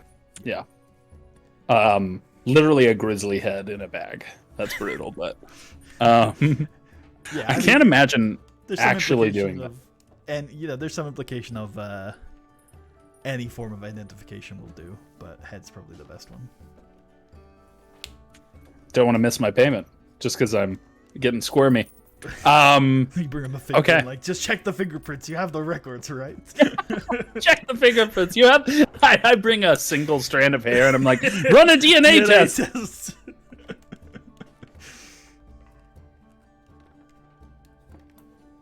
Okay. I think at that, if it's later in the day, we'll obviously rest another day. But as soon as possible, we will head out and go back to.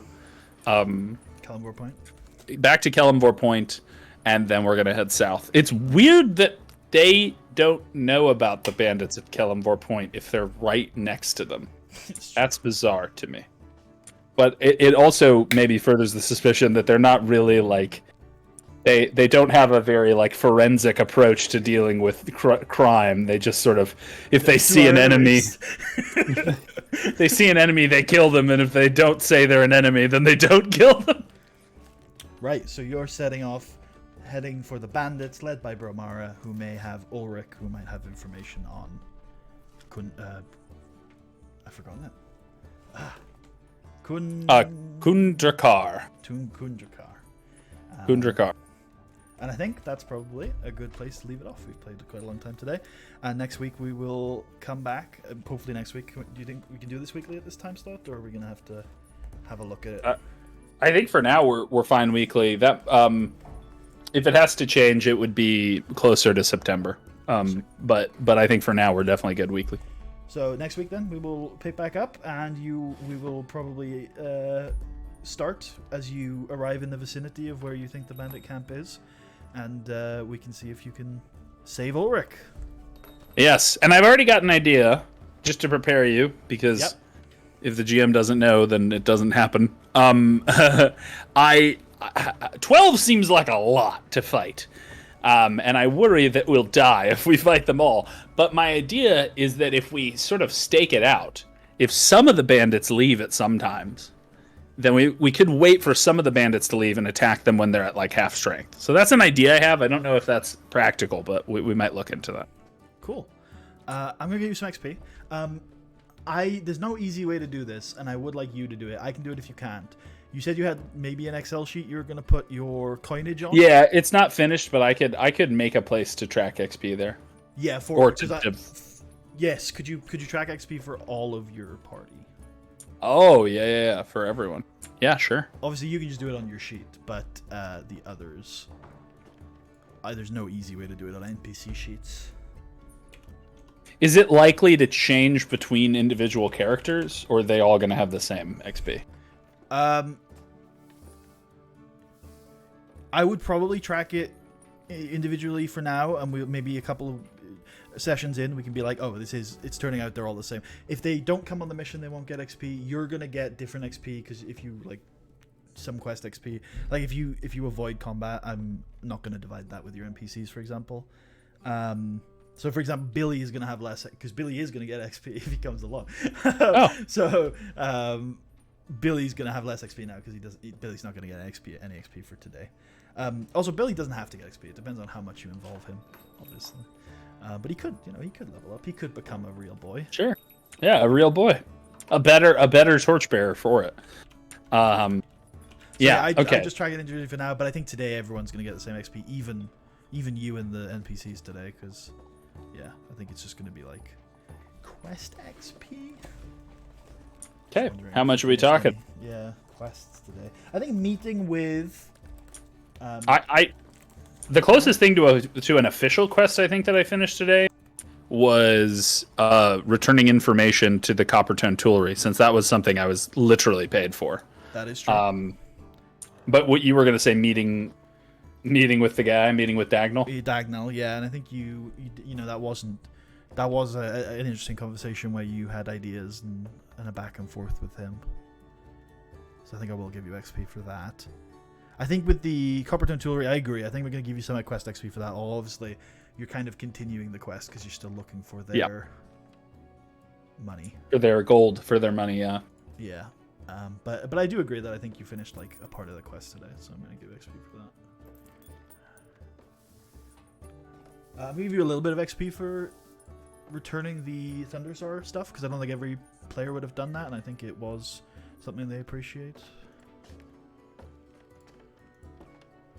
Oh yeah, that's what I wanted to do. I wanted to see how much. So your NPCs are, and you probably know this, but your NPCs are going to start with 900 XP because they're level 3. Just to put it out there. Oh, that's right, and it's cumulative. You just keep adding to the number. Yeah, yeah. So the next level for everyone is 2,700 XP. That's a huge leap. Oh my god. The next one is 6,500. That's the big leap. Is 4 to 5. Wow. Yeah. I tend to find it doesn't go too slowly though.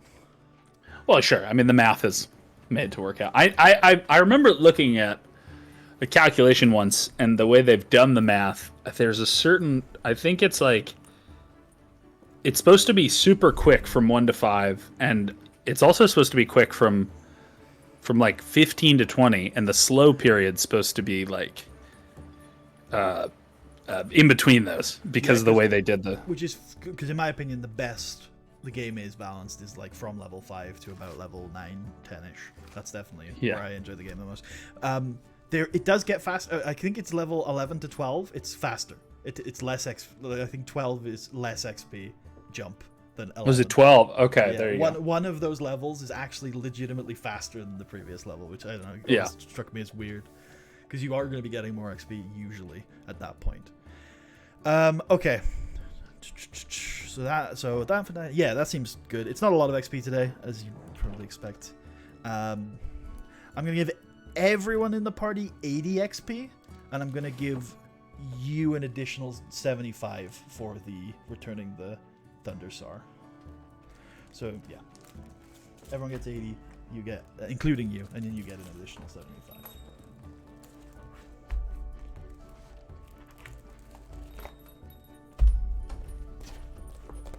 Okay, so I'm at 1055, and the others are at 980. Cool, excellent, sounds good. Yeah, that was a really good first session. I'm feeling it. I'm vibing with it. I'm glad you enjoyed. Felt like we got a lot done. We did play for a decent amount today, but we also talked for a good half an hour at the start. We talked for a good half hour, and we zoomed through the travel, which I think it was smart, because there will be plenty of opportunity to kind of like slow down with like hex travel later, I think, but yeah, for sure. You know, when you're traveling through the Shadowlands, there's definitely going to be a little bit more attention paid to it, but I think for now we're still getting our bearings, and you know this area really well as well. That's a big part of it. You sent me a hex map at one point, right? So we are eventually doing a kind of hex crawl type thing. I wouldn't call it a hex crawl. I do have a hex map for this area, and we will do hex travel, but I wouldn't sell it as a hex crawl, because not every hex is of the quality that I would go for a hex crawl. Sure. So yeah. There's not stuff everywhere. It's not like Fallout New Vegas. Yeah, exactly. I could never aspire to that level. More like one of these open world Assassin's Creed games where it's everywhere's just.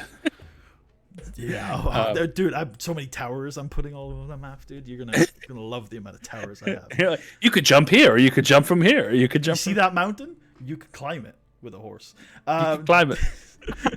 Do you have anything else we need to go over before I finish up the stream? Anything else you want to go over? I think that is it. All right, cool. Yeah, we're going to be doing these hopefully every week for at least a couple weeks, maybe a month or two. And yeah, look forward to more adventures of Admand and his crew, and eventually delving into deep dwarven dungeons. Thank you all for watching, and we will see you guys next week. Peace.